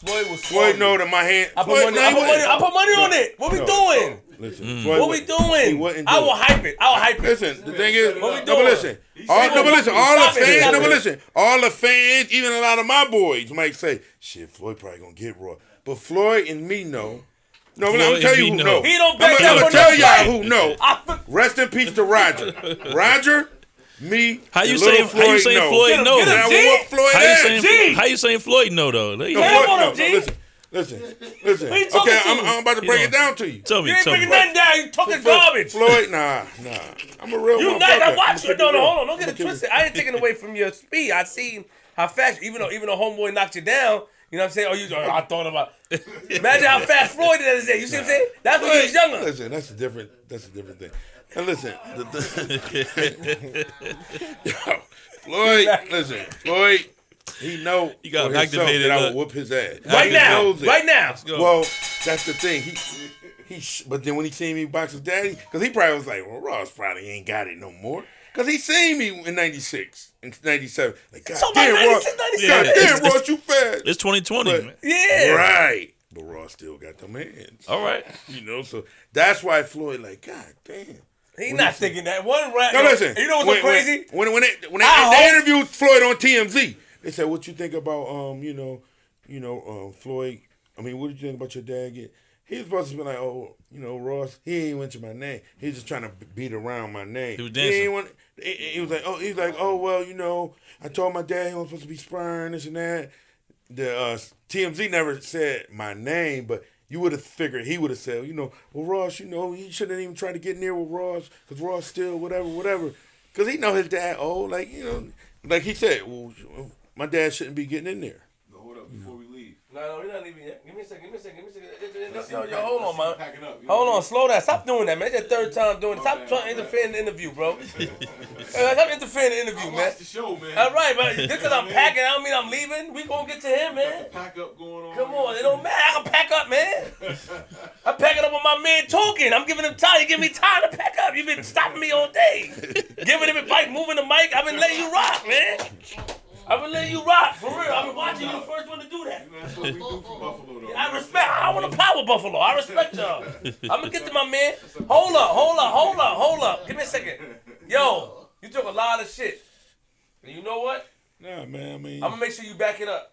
You Oh, took yeah, a lot of shit. nah, dude. You took a lot of shit. Listen, Nah. Floyd wouldn't get in the ring with me. If I'm gonna you put think this clip out first. if You you took. think See, I was Floyd I would was get in gonna the put ring Dog with King me? clip out first. I'm gonna put this one. You took a lot of shit. No, but the thing is, Floyd won't get in the ring with me. Yes, he will. No, Ross, he got stop. too much to lose.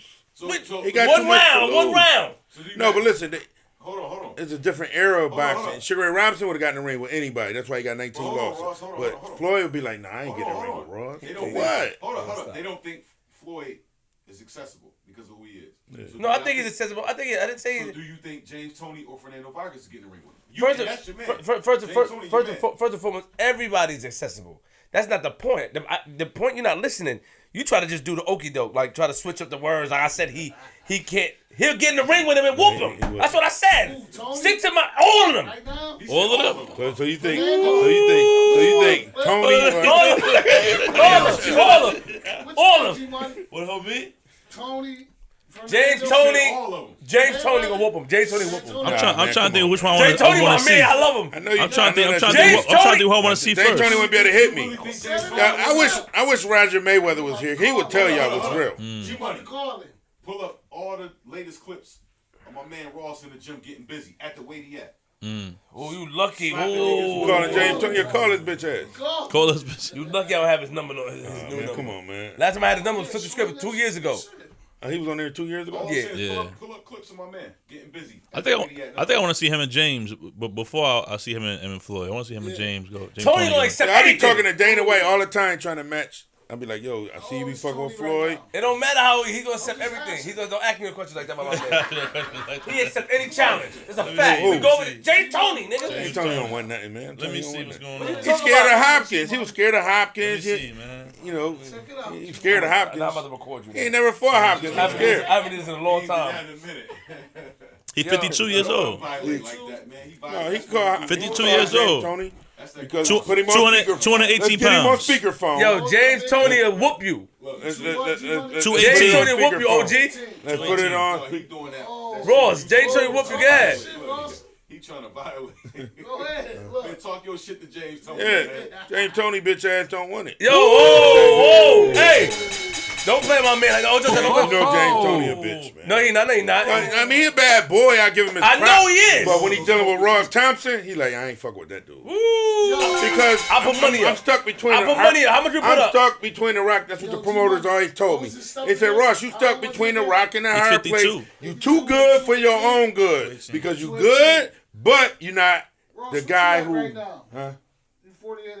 What you at? He said Tony. James Toney 52, 218 pounds. What Yeah, you is yeah. right now? Shit, I'm like 230 and I'm 48? I'm 47. 47. That's close Split enough. it up. Split it up. James Toney don't want nothing with that, man. James Toney. 5'9", you know, he's 5'9". What's your Instagram? 3 rounds. What is Ross Boss or something? I think. Yeah.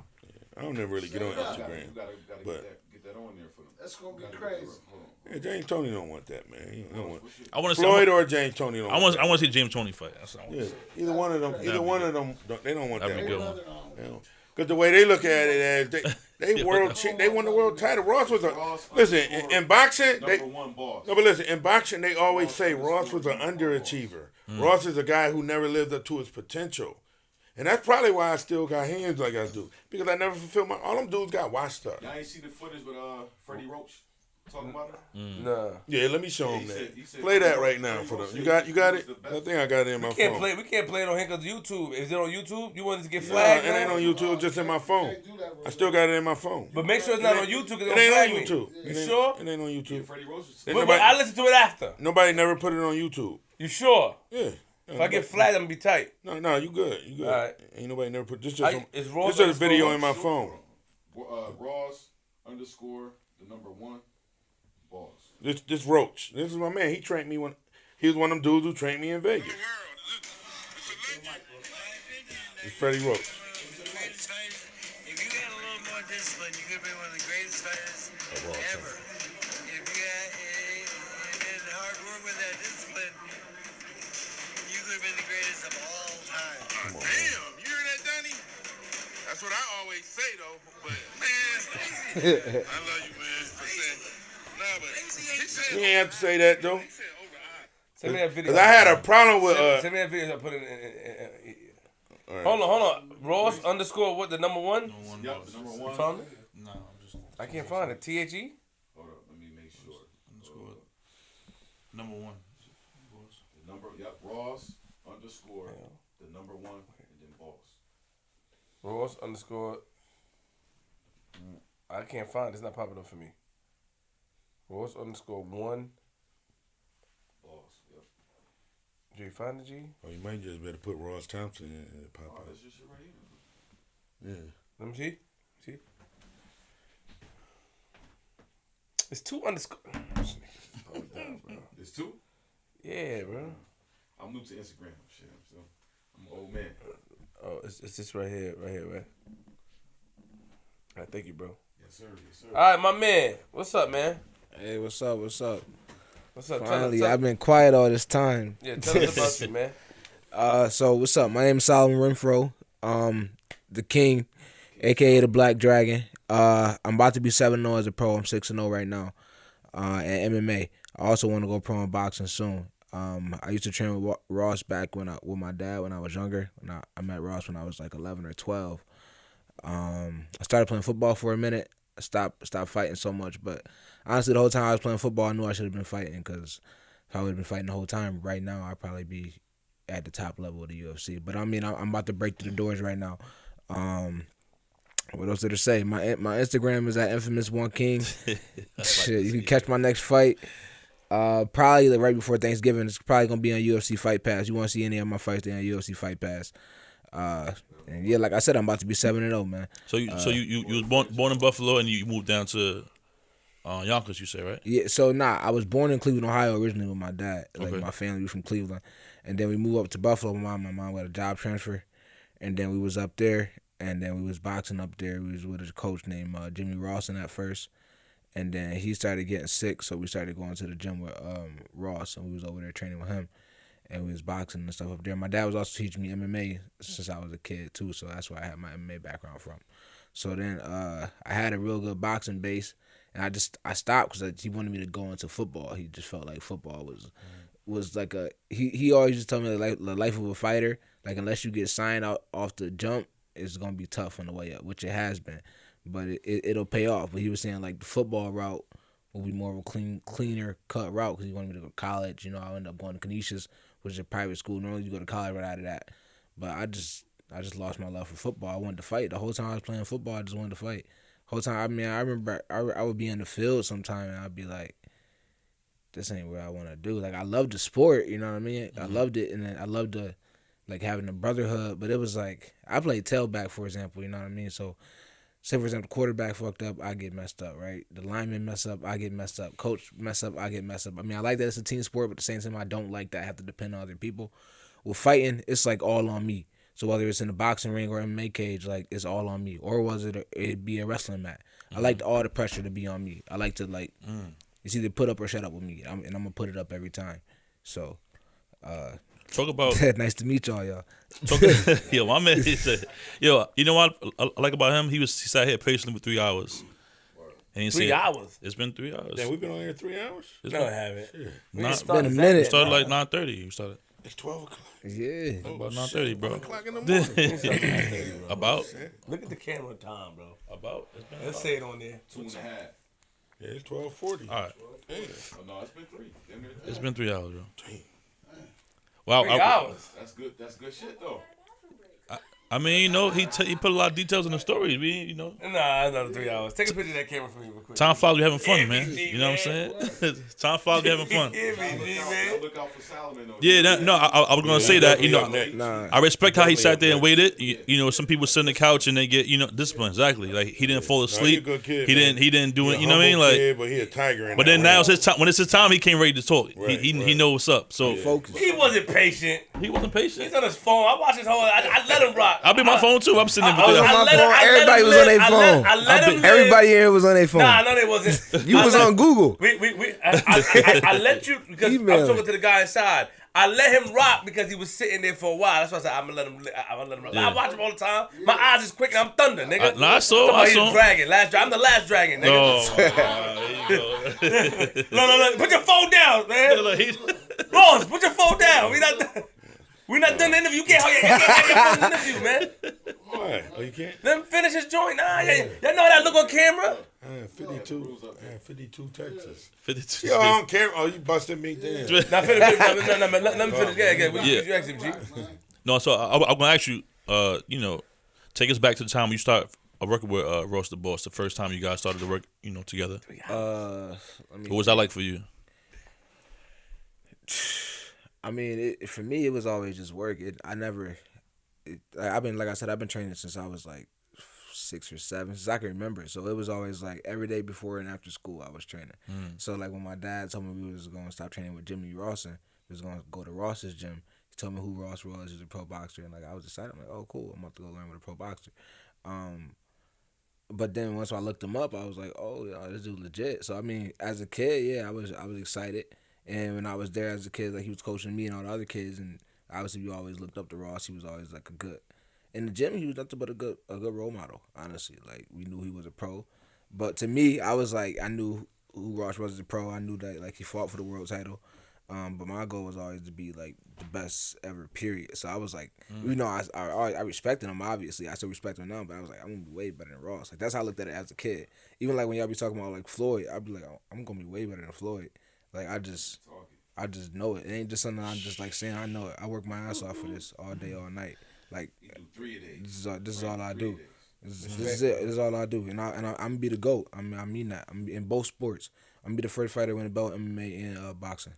Nobody has ever done that. So I'm gonna be the first one to do it. Tried. That didn't work. Everybody talking about I could really box. Like a lot of MMA guys can't box. I could really box. I've been boxing since I We're was gonna a show little some behind kid. the scenes once That was you my first. Boxing was my first love. You know what I mean? Then I hopped in the MMA scene right out of high school because I really wanted to go into boxing. But I tried to reconnect with Jimmy, but he was still sick. Like, so then I don't know why me and Ross didn't honestly connect. I was just like, Jersey, though. oh yeah, that's what happened. He was out of town. And I had nobody else who I could really know. So, but then I seen the MMA gym, so I was like, my dad was like, "It's an MMA gym up the street. Go there." And I wrestled in high school. I wrestled at 220. I shouldn't have been at no 220, but I wrestled at 220 in high school. And I took 6 in states, and I had only wrestled for like 2 years. And but I train hard. I'm not no fucking loser. So if I went He to remind practice, me of, like, whatever I when was Mike gonna do, I'm Tyson gonna was, try like, to win. 17, 18. I was a little kid watching Mike Tyson. He, like, how much you weigh right now? Like 185. 85, I'm 11? trying to stay lean. How tall is you? Normally, like walking around, I'm like 200 normally. How tall is But you? I'm 185 right now. I'm 5'9". You see, Mike Tyson about 5'9", 5'10", and he said he was complaining about being 220.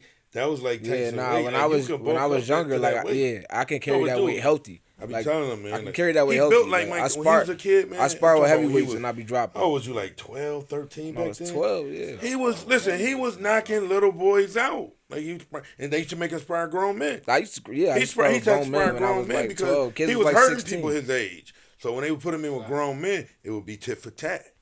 You know, grown men. I ain't talking about we telling the grown men to take it easy. The grown men had to go hard. You know, that's why I was always telling his dad, I'm like, yo, this is a little phenomenon. And he was supposed to get promoted highly, and then he was supposed to, you know, but his dad kind of pushed him for football, MMA, and I always was like, boxing. I was telling his dad, like, me and dad, real good friends. I'm like, you got to do the boxing. He's like, man, Ross, that boxing shit, though, it's fucked up. And that's what his dad always said. Because his dad was more of an MMA fighter, too. Because his dad, he did MMA. Yeah, and all my that, dad right? did MMA too. So his dad, Dad you know, could was fight more of his an ass MMA off. fighter. So, you know, his dad kind of was pushing more for the other sport. But I always be like, man, this dude could be the next Tyson. Hold on. So let me ask you a question. You walked in here this evening and you co-signed him crazy, right? You say you still can fight with the big dogs. You said you believe in him. Right. How close is he to beating you? Oh, he can beat me? I ain't getting in the ring with this young How much? Shit. I want to fight the old men. I ain't fighting the young boys. You see Tyson and Roy Jones fighting. You ain't see Tyson and Roy Jones trying to fight some Canelo Alvarez. We the seniors. I'm a senior for a reason. I don't have to fight these young boys. I proved my point. Hey, let them do their thing. Shit. I ain't cocky. Well, I'm going to say, give me them young boys too. De La Hoya dumbass saying that. He going to get his ass whooped. He going to get humbled. He trying to make a comeback now, De La Hoya. I know. Saying he want to fight. Boxing is a young man's sport. Like, you got to, you know, I fought Kelly Pavlik at the end of my career. They was pushing. I was getting older. So when you get older, like, Roger taught me this. Like, when you get older, you have to fight different. I can't, like only way I could beat a guy like him, I got to fight like I'm 25, and I can't do that no more. My body not going to let me. So you got to be cagey and wiser as you get older. So I'm not going to go out there throwing 100 punches. I can't do that like I did when I was a young boy. Like, that's why I always tell people, look at Floyd. That's why you got to give Floyd respect. When Floyd was pretty boy Floyd, remember how he throw no hands? But then when he came, Money Mayweather, he don't throw all them combinations because he knew he was getting older. I'm going to tell you, Roger taught me this shit. He said, look at Muhammad Ali, look at Sugar Ray Leonard. You watch them get old overnight. They got old because and I never was in Sugar Ray Leonard camp to watch him train. I met him, but I never was, in his training camp. Roger told me, man, Sugar Ray Leonard, when he was 38, he was trying to fight like he was still 22. When he was 22, he could do that. But when you're 38 years old, your body not going to do that. You can't. Terry Norris is another guy I trained with this dude. Terry Norris, he's a world champion. He beat Sugar Ray. I don't know if y'all know who Terry Norris is. He's a bad boy. I trained with Terry Norris. The man used to train so hard. But when he got old, he still was trying to train like that. Floyd said it best. Don't train harder, train smarter as you get older. So when you get older, you got to be smart. You can't just go in there and think you're going to throw 1,000 punches and still got this. Nah. Them young boys, let them do that. When I was a young boy, Roger was always training. Roger taught me a lot, man. Roger would tell me, look, man, you fighting that with that youth. You better use that youth while you got it. Because when it's gone, it's over. Unless you change it. You have to change. You can't be no 40-year-old man trying to throw 100 punches around. Look at Floyd when he got older. That's why he whooping them boys' ass. He wasn't fighting like Pretty Boy when he became Money Mayweather. He was being, selective. A lot more calculated, collective. Yeah, like he's taking his time. His defense, Smart fighting shots. the defense. When Not he was a wasting young boy, he energy. was an attacker. He was attacking. And that's when they all say, "Oh, all he does is run." He never was running. He never ran from nobody. He just beating their ass. He had good reflexes, good defense, good defensive skills. Roy Jones was another guy, and I love Roy Jones. I look up to Roy Jones. Roy Jones was a guy when his reflexes went. He fought off reflexes. And he was so athletic, highly athletic, that he didn't have to learn the defensive skill. So that was the difference between a Floyd. Who y'all got winning? That was the difference between a Floyd and a Roy Jones, because Floyd, when he got old, he was able to still do it. And Roy started getting hit more when he got older. He started getting hit a little more. Where the young Roy wouldn't have got hit with them shots that somebody might have caught Roy with and dropped him.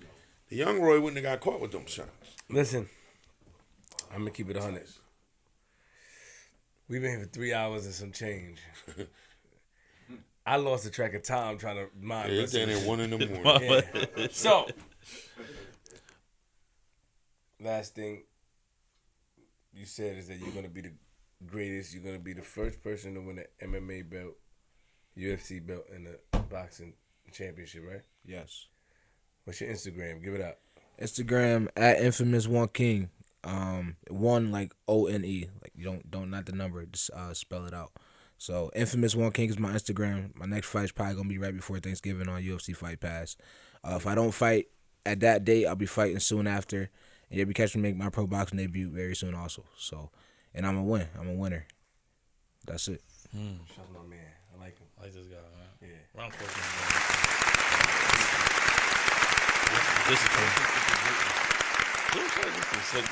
Get out of here. Nah, you good. Yo. Ross is good for TV, man. Yo, I ain't gonna lie. You got me. Yo, Ross. I don't know, man. I don't know if I can do this again, bro. You just the fuck out. 3 hours? I don't know how that shit ended up being 3 hours. Bro, man. 3 hours? Nah, you know what it Time is? fly, we My having fun, stories. man. Then, like No, I you love your said, story, you go into man. another one in the middle of one. And I go into another one when you be like, damn, Ross, go to the other story back. Go back to that one. You about to go to the story now. All right, so no. Real quick, in 40 seconds, tell us what's next for the boss. What's next for you? Shit, man. Hopefully we're working with this kid. We'll have Vaughn, doing his thing, marketing him and building it, promoting him, and I'm just trying to make a couple business moves, man. We try to get a gym back home, because I kind of got out of the game, coaching and all that. What, man? 20 seconds. Go ahead. 20 seconds. 20 seconds. 20 seconds. Go ahead. I'm gonna talk. Go ahead. 20 seconds. Go ahead. Training him.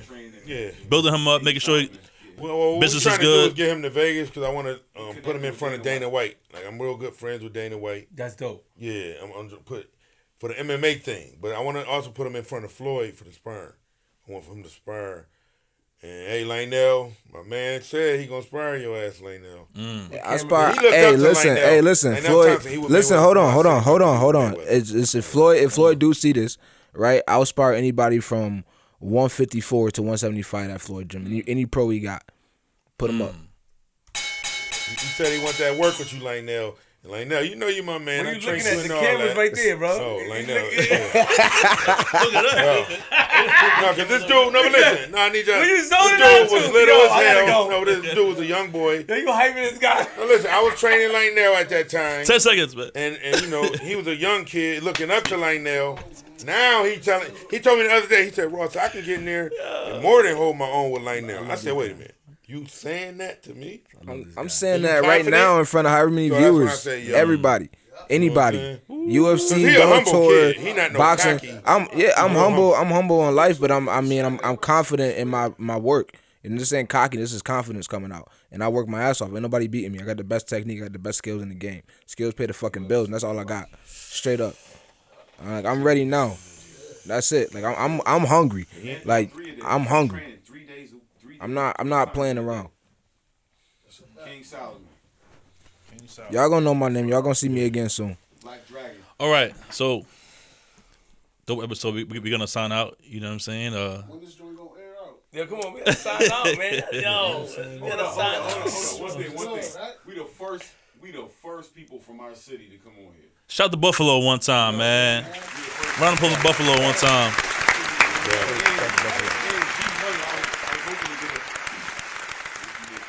Come on, it ain't over yet. The show ain't over yet, man. Show, man. Hold on, it ain't over yet, That's man. crazy, bro. You can't force that, man. He can't force the cool. He Yeah, can't. He try to conduct our Just on the show. strip that we from the low, from Buffalo. Nah, man. Rough buff. Yo. Well, never mind. Go ahead. It's my man right here, son. You took a lot of shit. Man. But see, that's damn. I'm a humble dude, but then I'm gonna talk my shit too. I'm gonna talk my shit. I'm a Gemini though. Shit, we Gemini. Shit, we switch it up. You good with me, man. No doubt, man. Y'all my boys, man. Shit. G-Money hating on you. I'm like, oh, I ain't trying to throw it over here like that. Nah, you was hating more though. He was saying more. My man showed me love, but he was hating a little bit. My man was hating. He doing it to get it. He was like, you can't beat Floyd. You can't beat James Toney. He was wilding, right? You like him? Right. My man, y'all both my man though. But he See, you motivate me. He always co-sign for me. He gonna give me that. He gonna help the confidence. Be like, yeah, Ross, you gonna whoop his See the ass. confidence. You gonna say, you gonna challenge me. You gonna be like, yo, you ain't beating Floyd. You ain't beating James Toney. Dry hating a little bit. No, well, actually, he motivate me. I like when people tell me I can't do it. Like, that's the challenge for me. Like it's more pressure on me. Like that's why I think I was a fuck up. No, for real. In my fights, a lot of my fights, I was supposed to win a lot of this one. Then that one that I don't supposed to win, a whole different story. Let's go, boss. Different story, bro. Right. Yo, Gino hype G. Nah. I know you do. No, we gotta wrap it up. It's been 3 hours, honestly. Damn, we've been on here 3 hours. 3 and change, man. We We wrap it up, broke man. the record. But what I will say though is this: Flip, a lot of guests on the show sometimes they don't really give the details of the stories, and you be like this. Come on. That's true. They beat around it. Or they just give like, yeah, I was here, that's it. And they be like, yo, he gave a lot of details. You know what I'm saying? G, chill, G. So just Yeah, come on with it. And that's what people always tell me. They're like, Come on damn, with it. Here it you go. tell stories that people always tell me. You tell stories. All right, here it comes. he cool, man. G, he not cool, G. Him? Come on, Teddy hating. G ain't cool because he got details. He told a lot of Shout out, man. Yo, every we out story, here. man. You He on went from TV, one that story, TV. the other story, No, he is. He to the can't next shout out story, today. and the other Lock story. your doors, close your windows, close your blinds, open your blinds. If you see a nigga like Ross Thompson on your lawn, don't be afraid to use a firearm. Wait, hold on.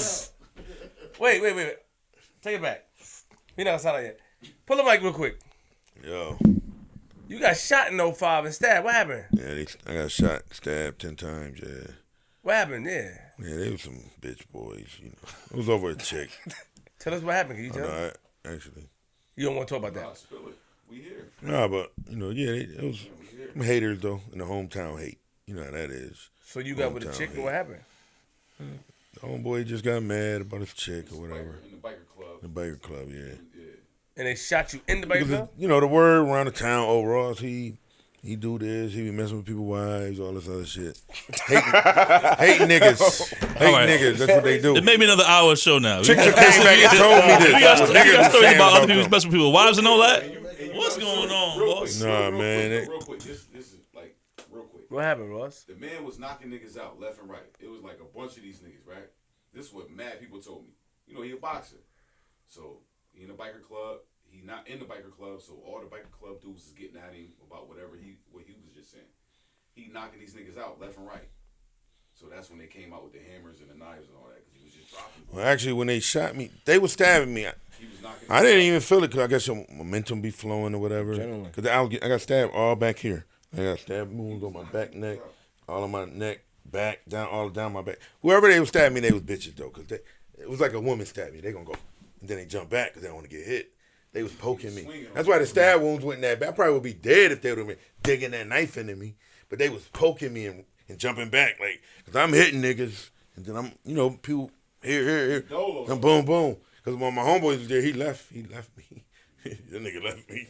Yeah, Pull left the me mic- to pull the die. mic close to you. So listen, when the thing is this, they was jumping me. They jumping me, but then they run. I heard somebody say, yo, this nigga crazy. Because I guess they was feeling like we can't get him down. They couldn't get me down, though. They supposed to be have me on the ground stumping me. That ain't happen. So that's when they all scattered away. But there's a lot of people out here. We had a motorcycle club. Mad people outside. So you know, I still got my hands up. You know, this actually probably saved my life because I had my hands up in my boxing stance still. Because I don't know who's gonna be the next dude sneak up on me and try to hit me. So I got to be ready to hit the next person. So my hands was up, and I'm looking for my man because I was riding with him. I left my car at another bar, so I'm looking for. I'm like, where this nigga go? My hands up. I'm looking for him. Right?